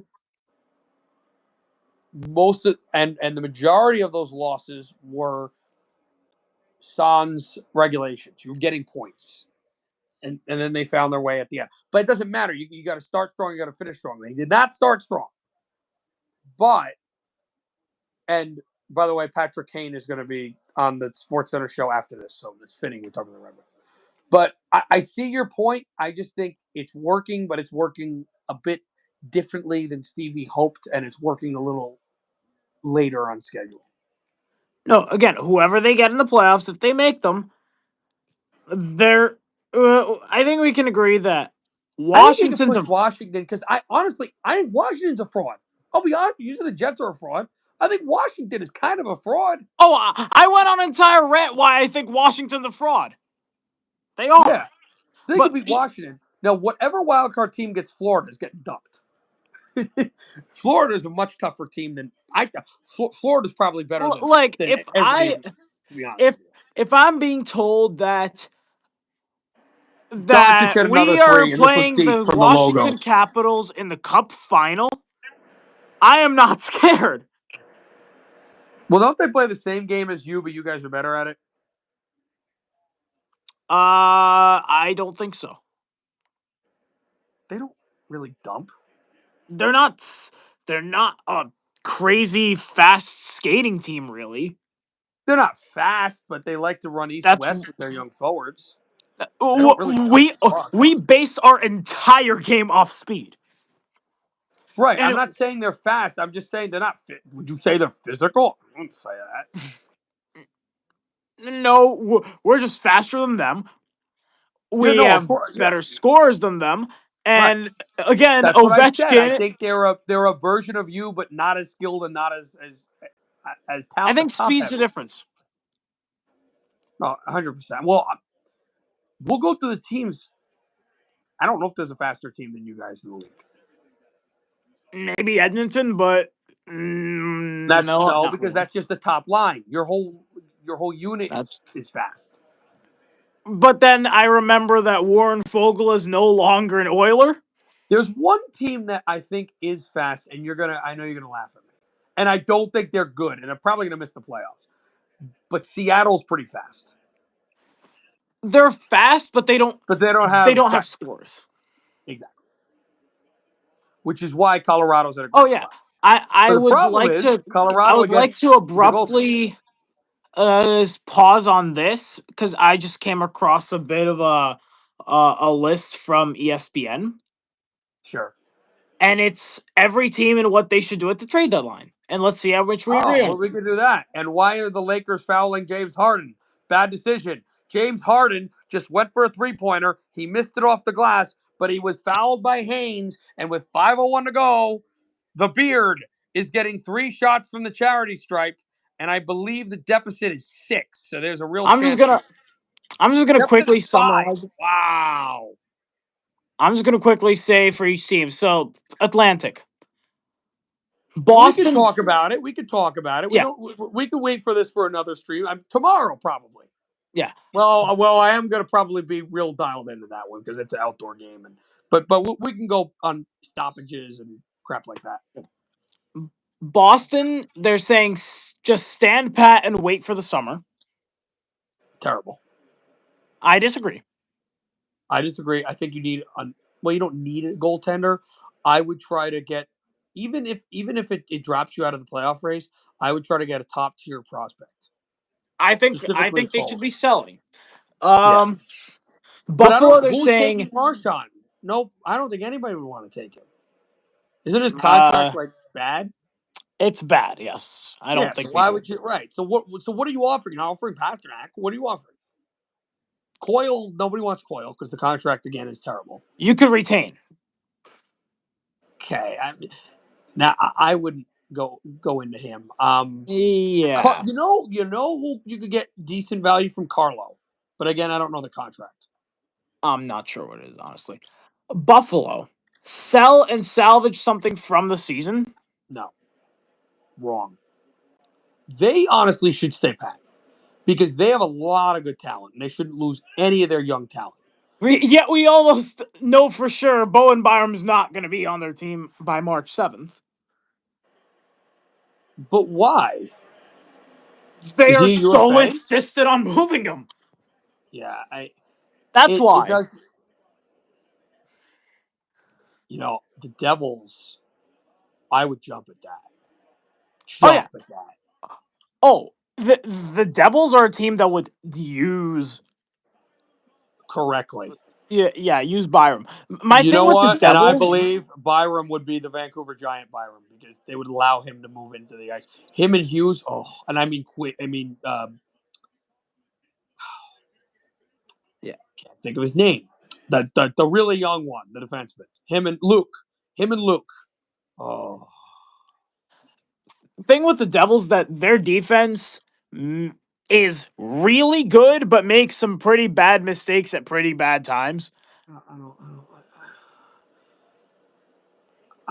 I don't want to talk about the Devils. 10 years of talking about this defense.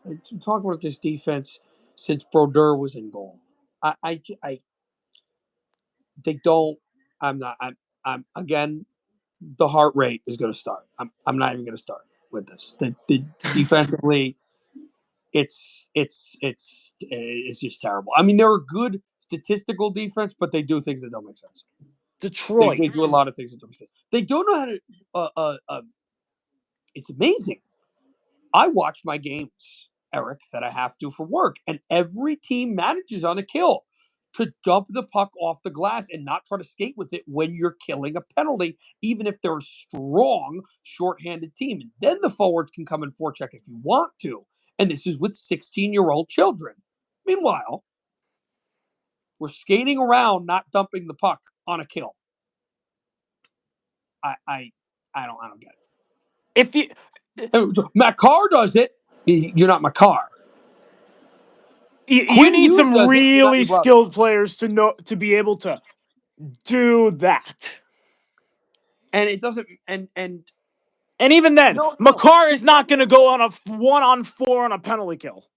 But also, if you're a skilled, they'll be like, we have skilled forwards, and they have all these forwards. It doesn't matter who you have. It matters who you are. Oh, that sounds like a speech to someone struggling with themselves. But that's not what I mean. It matters who you. Yeah, I'm not being. I'm not a therapist. Who you are as a player. So if you are super skilled to get it out by yourself and skate around the guy, go. You could do it. Although you probably shouldn't anyway. Tried and true. Just get it out of the zone. So we're not even there, but I have issues with them. But that would be a great player for them. Moving on, who's the next team? Detroit. They're just saying to cautiously rent, which I actually agree with. Or don't do anything. But also, one of the two. Yeah. But Stevie doesn't. Stevie always is active, so he'll probably cautiously rent. Now, I don't know what you're renting. Well, actually, I would rent. Add to defense. That's what I'd say. No. Add to the net. That's the big issue I have with them is the goaltender. So Cam Talbot's been good though. Okay, but you got rid of Yuso. So what do we do? So Lyon and Talbot. Neither of these guys are going to be the top end guy. You still have that young Canadian guy on what is it, Windsor? Hossa. Yeah, you still have him. See, he's not ready yet. Yeah, maybe a defenseman. The problem is, it's probably going to be a bad contract because all the defensemen are hefty and they're kind of the same thing as Sherratt, and it wouldn't make sense. You're putting a hole in a hole. And I would get a goaltender, and if you don't like him, and if you don't want, and if you feel like, and if you feel like it doesn't make sense for us to do anything, don't do anything. Don't make a big move. I definitely agree with that. All right. Next one. By the way, 102.96 Lakers, 3:50 to go. Florida. Stand pat because there's a lack of trading capital. They have they really don't have anyone to trade. No, they don't have picks to trade. Do they have prospects? Yeah, they don't have prospects. They don't have prospects at all. They just don't have anything. That's, again, what happens when you're drafting in the back. Right, because my thought was maybe get a young forward. JJ Peterka would be great for them, but what are you giving Buffalo? Exactly. That's why they're saying stand pat. I agree. Now, if you want to do like now, what I might do for Florida, honestly, AHL swaps. That could be interesting. But also, we're talking big moves. Well, we're talking all moves. I mean, Florida's a cup contender. They are. Make big moves. Why would you make big moves at this point? You have your core. Yeah, or a rental maybe, but again, you don't have anyone to get a rental. But if it's a rental, what are you giving up?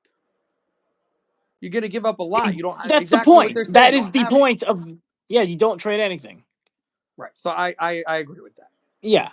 Montreal. Sell. Disagree. Why would you sell? You have a great young core. Why would you sell? Well, that's what ESPN's saying. It's not my opinion. Contracts. There's one player I'd sell, and I like him. Mike Matheson. Really? You think I like Mike Matheson? No, I'm saying that's the guy they should sell. No one's taking him. Here's the guy that people would actually take that I like. Gritty defensemen are something GMs like. And he's been good for Montreal. I'll tell you the guy I like, and he is a good defensive player. He's not a defenseman. Joel Armia. I could see him being a little addition to some. And people are going to. And Armia is not really worth that much. You know these GMs. They're going to pay ridiculous amounts for him. Now, I don't know who would be interested in Armia. Because they're going to want a big amount. Honestly, I don't know. Maybe Dallas. Although I don't know. They could use something like that. They could use something like Armia. Yeah. And then you're trading him out of the conference too. And Armia probably could sign with whoever he wants for agency too. So I think that's a guy you trade. But besides that, you want to keep your young players. You do not want to start trading off a young player that's disgruntled. Don't do that. because they Don't have some really don't good make a young panic players. mode. Don't go panic mode. Right. And keep Montembeau. He's good. I like him. You got some good young players, and I would keep them. All right, who's the next team? Ottawa. LeBron lays it up and in. Ottawa. Smart additions to just stay on track and try to make the playoffs. Don't do anything big. Third, fourth line. I don't even know what you get for. I don't even know what to be able to do. Next team. 2:13 left. 104-98. It's a 6-point lead for Lakers. LeBron lays it in, and the Clippers call a timeout. Honestly, I don't even know what Ottawa could get. I don't know what. Tampa Bay. Just add around the edges. Do something similar. They need a blue liner. Add some depth defense. Try to get more. So I think they are one that. See, I disagree. I think they're one. I think they need to make a splash, specifically defensively. It reminds me of the Savard. Yeah, Trent. They also Tampa Bay notably has Emil Martinson Lilleberg. Not the other guy. Not your favorite player, Emil Bemstrom. God,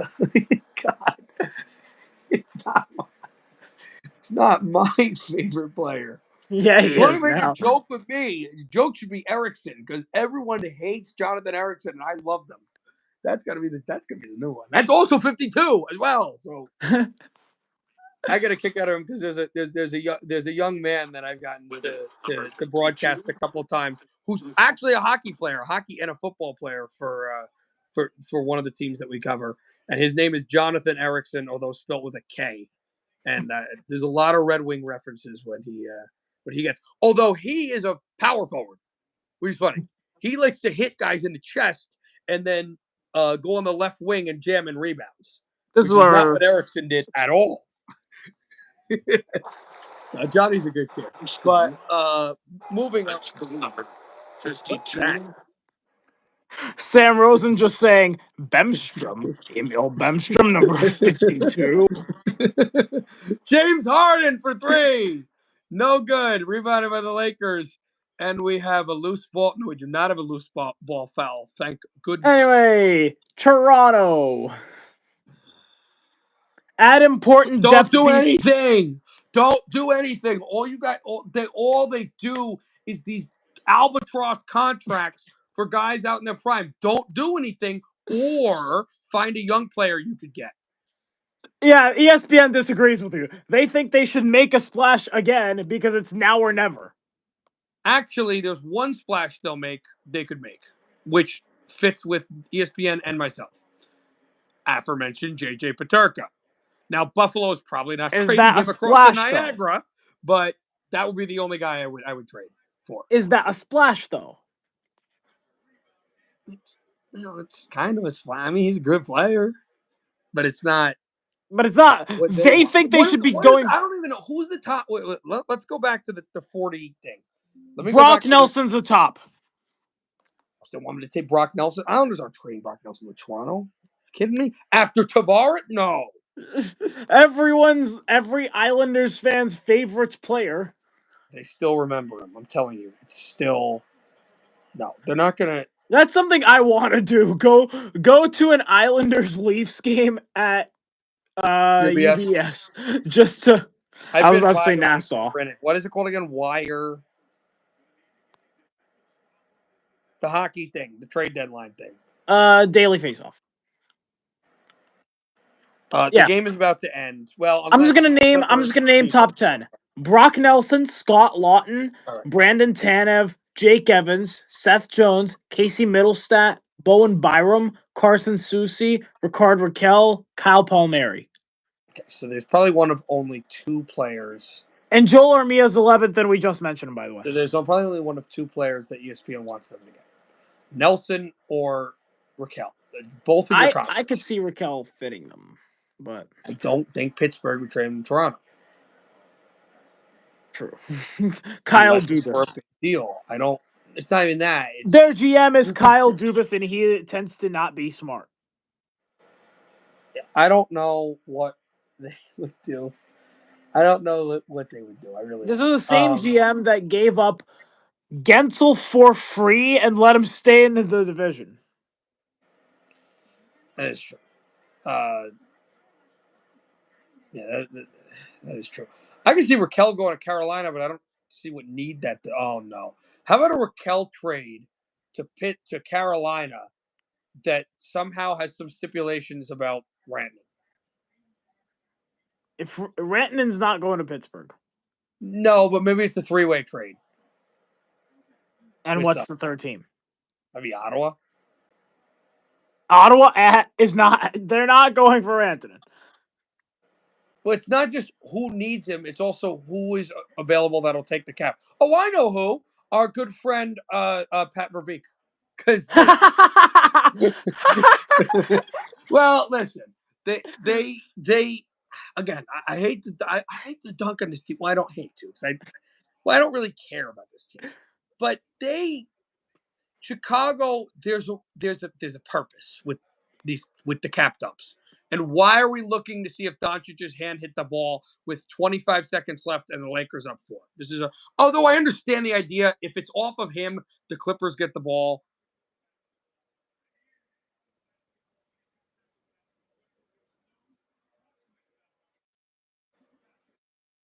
No foul, but it's Clipper ball. Okay, that's intriguing. And Doncic is complaining to no one. Anyway, there's a process. There's a plan. Now, what that plan ends up being for Chicago, only time will tell. I don't see any plan in Anaheim. No plan. Just taking cap. Because if you're going to take, they're like the new Arizona. You have to have a plan, a process. Detroit did that for a little bit. Now I don't know if they had a plan. I think early on they didn't, but then Stevie had some other guys that he had in mind. There is no plan here with Anaheim at all. Anyway, now moving on to the Metro. Oh goodness. Carolina, wait it out and jump on a smart deal if it comes. I don't know what that means. Honestly, I don't know what you do here. I mean, maybe I would say you stand pat and just go with what you have. I think they need another blue liner. That's about it. But also, is a blue liner gonna get them over to becoming a cup team? No. Here's the problem. You know what's going to happen?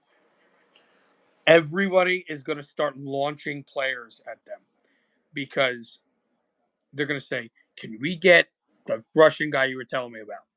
Nikishin. Remember Nashville? I'm forgetting his name. He plays for Seattle, I think now. The Russian prospect at the time. Everybody wanted this guy. San Jose, you mean the goalie? No, he's a forward. He's not as good as South of Trenton? No. Maybe he wasn't Russian. He might not have been Russian. Now I said Seattle. Eli Tolvanen. Yes, he's Finnish, but yeah. Okay, I got that wrong. Although, not to get political, but there is a whole battle in if you read your geopolitics in the Baltic between borderlines of Russia and Finland. That's a whole. But that's the Winter War. Talvi Soda. Again, we're not even getting into that. But yes, Tolvanen. Now I don't know how good he truly is, but remember everybody tried to get him, so they might try to dangle it in front of them. Carolina shouldn't bite. All right, next team. Columbus. They're just saying don't do anything. They're saying stand pat or very cautious buying. What are you buying? What are you I don't buying? know. Foul on LeBron on the Clippers for dive bombing LeBron. I think this is turning into us just disagreeing with these BM. Sorry, I gotta cut you off. LeBron is holding his hip and his knee. He is having trouble getting up. He is up, and LeBron's right calf is severely strained. LeBron goes down as a shot. Get up! Get up. Who was the hab that we were talking about on that? Can't remember. Roman Hamrlik. Oh my goodness. Former draft pick of Michael Milbury. Hamrlik goes down as a shot. Get up! Former draft pick of Michael Milbury. One of the True. worst GMs in hockey history. Although, interestingly, I would probably say one of the worst management of players. He made some stupid trades and drafts and picks, but he also picked really good players. Did not know how to develop them. He picked some great players: Luongo, Chara, Hammerlick. Didn't do anything with them, but he picked them. Next team, the New Jersey Devils. Big time Go offensive all defenseman. in, make a splash, buy, go all in. That's the year. Buy. What do we have? The Price is Right? No. No. We need an offensive defenseman. There is no need for any other. Do you see a need for another forward? I don't. I think the Devils Fine with are the best offensive team in the league, and they don't need that much anymore.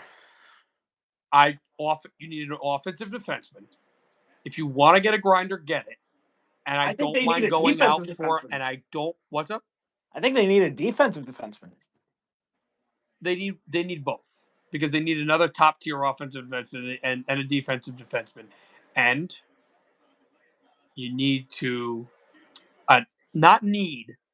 And I know you're going to go, oh my God, but I really believe this is a lost need. And we're looking at a foul when they dive bomb LeBron. This is why, Eric, again with the NBA. But by the way, I would I don't want to run rampant about this, but I really see the value in goaltenders, even backup goaltenders. I don't mind looking for a backup goaltender. Cheap price, but I don't mind backing for one. But I would definitely go for some top tier blue liners. Now, Brock Nelson, that would be cool. I don't know what that fits. I mean, he's a good defensive forward, but Brock Nelson would fit the Devils well. Number one, he wouldn't go to the Devils, but if he would fit the Devils well because of his defensive prowess, but not because of his goal scoring. So if you're trading for a defensive player, then you would go for a defenseman, I would think. So you want Kyle Palmieri back? No, what I want is Bowen Byram. Huh.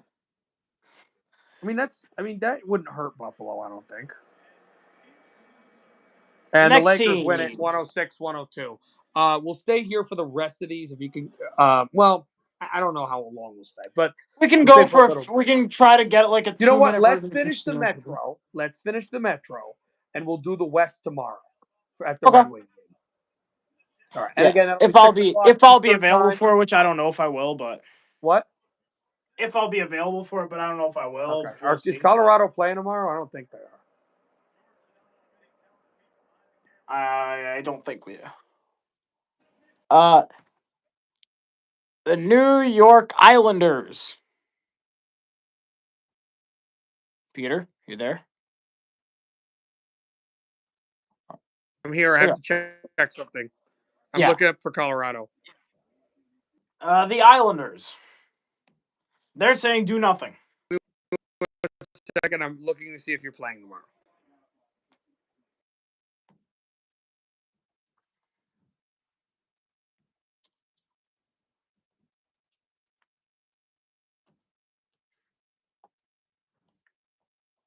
You are not playing tomorrow. Yeah, that's what I thought. Yeah, you are not playing tomorrow. So you were saying Islanders sell everything. They say trade Nelson and do nothing else. Why? What else are they gonna do? Sell everything. Just trade Nelson, buy or sell. try to trade Pellet, trade everything. Buy or sell. And the most overrated player in the league. Why is everybody high on Barzal? Barzal should be traded. I don't like Barzal. I never have. I don't. Think I don't like the Islanders. Defensive player. I just don't like the Islanders. I have no opinion on it. And they're in my division. I have no opinion on it at all. Yeah, but fire sale is probably what I would agree on. Yeah. And but also they have zero future because who's their GM? Okay. I love how old Trey man Dobson. Lou. I don't know about Dobson. I might keep him. I like how Lou Lamoriello built a great Devils team and then went to the Islanders and completely destroyed their entire future. Not initially. Not He initially, built but a over great time he has. Islanders team for a couple of years, but they had to win a championship, and then he could build from there. But because they never got to the Cup final, it just fell apart. But also, they were never a team that I think were capable of winning the Cup. They just 21. They would have blown out 21 because they had a power play. It was scoreless in Game 7. They had all the weapons to deal with the Lightning. They were really battering them in that game. And if they would have beaten them, they would have taken care of Montreal. They would have won the Cup that year. 100%. 100%. That was the year. They had to get it done in that game. That whole franchise came down to that game. And because they didn't get it, now we're here. well, I don't know if you remember, but I went to Game 2 of that series in Tampa. Yes. Patrick Roy Brodeur. We will disagree on that one with Peter. I'll definitely say Patrick Roy. Not going. We're not even. We're not even starting there because up remember, next. They have LeBron speaking, and LeBron, whatever it is with Michael Jordan as a sports athlete and what they've done for sports. I have Brodeur over Jordan. Like I have Brodeur in Ali territory, so we're never going to agree with this. We'll never agree.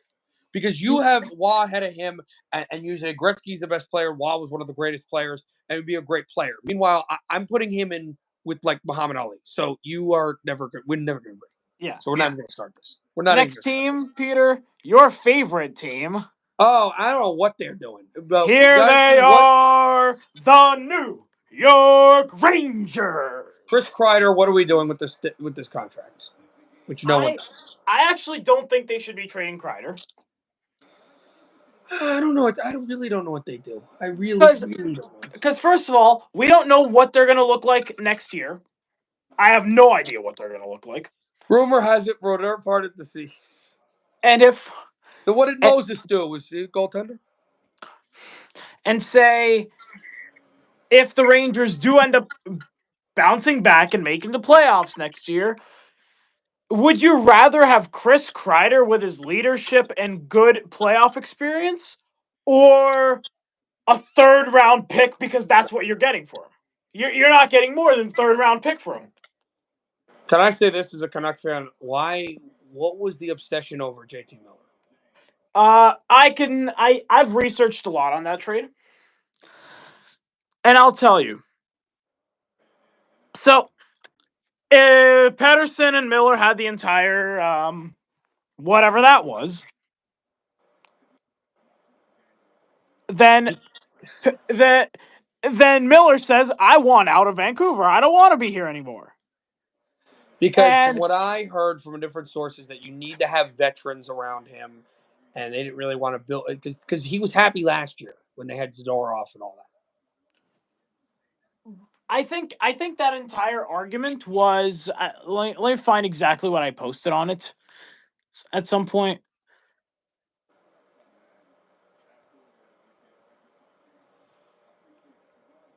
I mean, I thought they could have gotten more. I just think. Oh, well, okay. So the timeline was mid-January. Miller is linked to the Rangers and Hurricanes. Then the Hurricanes bite and go for Rantanen. Now they're out on JT Miller. And Vancouver has zero leverage. All they got to do is take whatever Drury has to offer, or deal with it and deal with the issue and deal with a disgruntled So I would Miller. say stay pat for the Rangers, probably. Maybe trade for a younger player. Real quickly before we end the division, can I tell you a funny story how I heard about the Rantanen trade? Mm-hmm. So I'm watching a county, I think it was a county final, and in a hockey rink for my job, and I get and my phone is buzzing, and I expect it to be somebody that I have a phone number of, and it says Instagram voice call. Instagram voice call. Who is Instagram? So here comes our resident Flyer fan that's piping on the chat, calling me. Is that Trent? Calling me for yes, Trent. Just calling me in the random, like, hi Trent. No, I don't know if I'm streaming, but I think I have a game that I'm taking notes on. Or the second one to let you know this crazy 3-way trade with Rantanen. What is this? Sends me the link, and I'm like reading the whole thing. I'm telling another reporter who's reporting on the game. Who we're mainly focused on what we're doing, but it's the it's the intermediary level, but 2-3 levels later is the NHL. So we're keyed in. We're like, oh my god. So that's kind of how I heard about that. So there's a phone call. We're just like taking notes on this. Oh, Rantanen. Oh, and then I'm texting him. Crosby's going to get traded there. Blah blah blah. The whole thing. So that's kind of how we found that out. That was crazy. It was crazy trade. Anyway, but one last comment on the Rangers. You said stand pat. I think they should just do anything to get rid of Ryan Lindgren because he's been a liability for them. I don't know who's touching me. Try to do it. Pat Verbeek. Pat Verbeek. Here we go. Anaheim dump. What if they have to do 5 dumps at home? That's our inside joke now. If you need a cap dump, Pat Verbeek. There we go. And I liked Pat. And I'm not talking about as GM. I get GM. I'm talking about as a player. Trent, here's your time to shine. The Philadelphia Flyers. ESPN says fire sale. That's dumb. That's dumb. That doesn't make any sense. Here's why it doesn't make any sense. Why would you have made that trade for who was it? Kuzmenko. Why would you do a fire sale for Kuzmenko? I think you know what you do? You do Islanders. Not Islanders. That is a fire sale. You do what the Islanders are. What? The Islanders are fire sailing. Well, I don't think they should. But excuse me. I think they should. ESPN doesn't think that. I think the Flyers should do what ESPN has the Islanders doing. Trade their Nelson, which is Lawton, and don't do anything else. There's no reason to. They're young. And Couturier will go when Couturier has to go. No, do not fire sale. Trade Lawton and then do nothing. Now, if they give an absurd amount for Couturier, fine, make that trade. But I would just get rid of Lawton and do nothing else. Sell Ristolainen, sell Kuzmenko. Why would we trade Kuzmenko when you just got him? Who's taking Kuzmenko? He's a young player. Well, a lot of teams are going to want to, but you already traded for him earlier in the year. So that doesn't make any sense. So trade Ristolainen, no one's bucking on that contract. So no, I would just trade Lawton and don't do anything else. Did I hear Rasmus Ristolainen? Who's taking that contract? Remember this? You guys remember this sound related to Rasmus Ristolainen? Was this me? Oh, is that trap? What is that? That is a hockey stick that I just threw because remember when he just crashed into the boards and hit no one? No. I just remember that? Ristolainen wins it in overtime. Kendrick Perkins is talking about what? Crap now, next team. Emil Bemstrom's team, the Pittsburgh Penguins. Sell everything, including Crosby. And ESPN agrees. Fire sale. Including, I hope they believe it also includes the captain because I think it should. Now I have a question. Is anybody bite on Malkin? Because I think if you're a team that's very savvy with their management. What? If you're a smart GM, you don't. I think if you have a solid room and you're savvy and you know where to place him and you have a plan, I think you can use him. Give me a team that would use him. Dallas. I disagree. They have enough star power, and what is Malkin going to do for them? He is fourth line grinding forward. Who's even on their fourth line? They don't have a grinding veteran. We just said you need a guy that can win cups. This is a guy that's won, what, 3? Malkin is not a grinder. He's not a grinder in the sense that he's going to go in there and dig for pucks, but he's a big body. He's not going to hit people, but he's a big body. He's physical. The worst thing, the worst case scenario, put him in front of the net. He's big enough. You're not going to But need also, him. And Dallas, first of all, if Dallas doesn't get him, what is Dallas going to do anyway? Nothing. I mean, if they get Armia, then don't get him. But if they surely don't you get can Armia, go for Armia or someone cheaper that could do the same I job, don't and you think don't have to pay him. Malkin. You don't think you think Malkin is rich? I think that's going to be such a cheap deal. Do you know what his contract looks like? Oh, is it Albatross? It's $6.5 million for another 3 years. Well, the cap is rising, so that's not the worst. You're not paying a fourth liner $6.5 million. I don't. Do you think That Pittsburgh's is just going to bad. stick with him? Yeah. File for bankruptcy again and relocate to night coping. The night coping Penguins. It's just at this point, Peter, do you have an idea of what night coping is? I have no idea. It's a town in Sweden. Oh, how does he know? Because we've been joking around with it for a while, and that town in Sweden has some significance. All right. You will. That's where Emil Bemstrom is from. All right. He'll send him to Hasbrook Heights. And the last team. That is a small town in Bergen County, about 15 minutes from MetLife, where Bill Parcells grew up. That always seems to have very good sports teams because they play nobody, but then play teams that have tough strength of schedules and fall apart. Last team for East. Yeah. The Washington Capitals. I'm not making fun of them. They're just joking around, and we're just saying that the Penguins are going to play in the middle of nowhere, and I just picked a random town that I know of. Yeah, they should play in Nyköping, Sweden. Friggin' Sweden. Send them to Hasbrook. Maybe Bill Parcells who's a football guy, move to East Colorado. Dubas how to be tough. Yeah, the Washington Capitals. They're saying add defensive depth. I agree. Yep, I agree to that. They're good enough in terms of scoring, and they're not going to get much better. And surprisingly, in goal, they are actually pretty strong in goal. Logan Thompson's been overperforming for them. Yeah, I would. Yeah, definitely. The defense is their weak spot. Now, do you deal Carlson? Because he's not been playing that good. And who bites? Probably nobody. Yeah.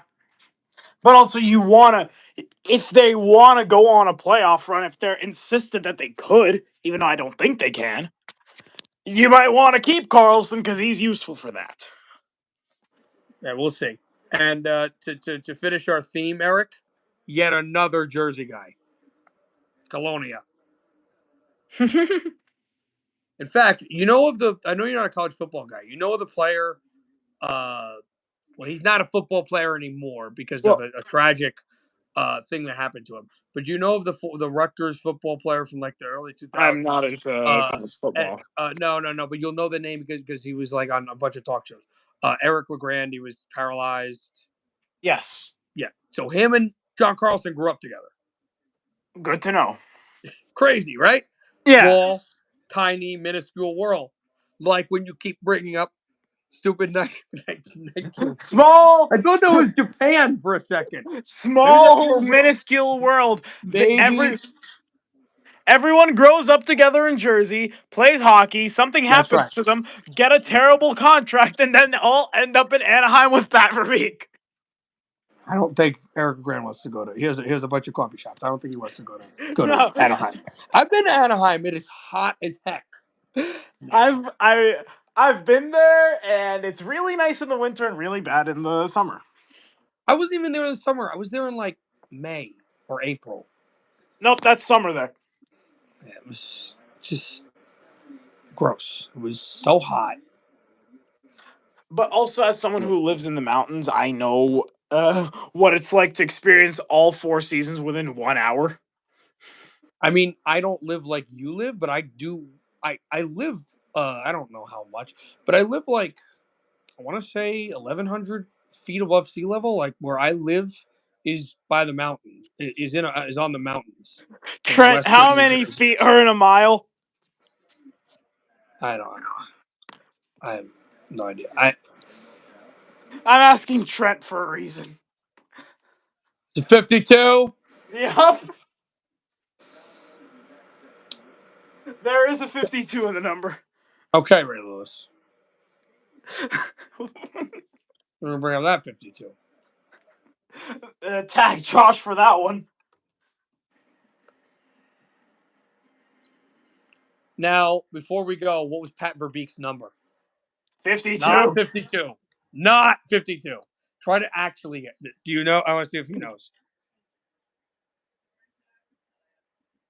It was 17. Same as Wendell Clark. I don't know what he's doing these days. No idea. All right, it is going to be 1 in the morning Eastern time. Now, to be fair, I'm not doing anything besides going to the movies and streaming tomorrow. But I am. I assume it's like 11 at night for you. Yes. Yeah, so it's 1 in the morning for me. I gotta get it back. I looked up Pat Verbeek. No, Travis Hunter. No, Travis Hunter. I looked up Pat Verbeek, and he has 522 career goals. Well, Pat Verbeek's one of the better. I wouldn't say the best, but one of the better No, players ever. the point is that there's a 52 in that number. Oh. Okay. And before we go, and I said no, Travis Hunter has nothing to do. I'm not saying it on the air. Has nothing to do with what he does on the field. Eric, he probably won't. He plays for Colorado, actually. But Eric, I don't know if you'll know. Trent will probably know because he follows social media and stuff like that. It's other things that are going on with people that he associates with that are constantly being mentioned. Do you know what I'm getting at, Trent? Eric, I assume you have no idea what I'm talking about. You're right. You're Good, completely right. good, because you're gonna go. This is ridiculous. I'm gonna wait till Trent gives me an answer, and I'm gonna end the stream because it's. I don't like. It's about stuff that I don't care about, like his personal life, and I want to hear about what he is as a football player, Eric, not about his personal. I could care less about his personal life. Trent, if you know, just DM me. You know, he knows. He knows. He knows what I'm talking about. Just DM me what it is, Trent. LL.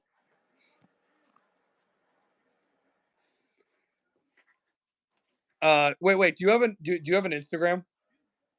Me? Yeah. Because I could just call you like after. I have not used it in Okay. years, and I don't. Because I'm telling you, I don't want to use the Discord with what happened. I just really don't. I mean, you can make a new account and just. No, I deleted my account completely on Discord. Like, I want to just new leaf. I'm not into that. And then it creates a lot of comments, and then even if it's good comments, then I get distracted from the things that I have to do. Because the good thing is the social media, I can use that towards work and stuff like that. Discord's just a mess. And somebody in our office actually said, I shouldn't expose this, but this isn't bad. They just said like, oh, we could have a Discord. I said no and shut the door. I said and I wasn't even the person. They weren't even asking me. They were asking our person in front, and I was like, "Oh, we are not doing that. I'm not living through that." Especially if you invite people that are complete morons. No. Yeah, the incident of idiocy that happened before. Incidents, which is the issue. Incidents, Plural. multiple. God. Incident of idiocy is my normal line. And you won't know I'm talking about again, Eric. Trent, I enjoyed that picture you sent me. I enjoyed that picture. That made my day. And if you want, you can DM Eric the picture. Oh, that's it was a great image. Oh, I guess that the Knicks the one. All right, anyway, we're rambling at this point. All right, we'll talk to you guys later. I'll have a show on tomorrow broadcast. The puck drops here, Red Wings. All right, good night. Happy hockey, everybody. Emil You know Bemson's a what? great Is this player. your line?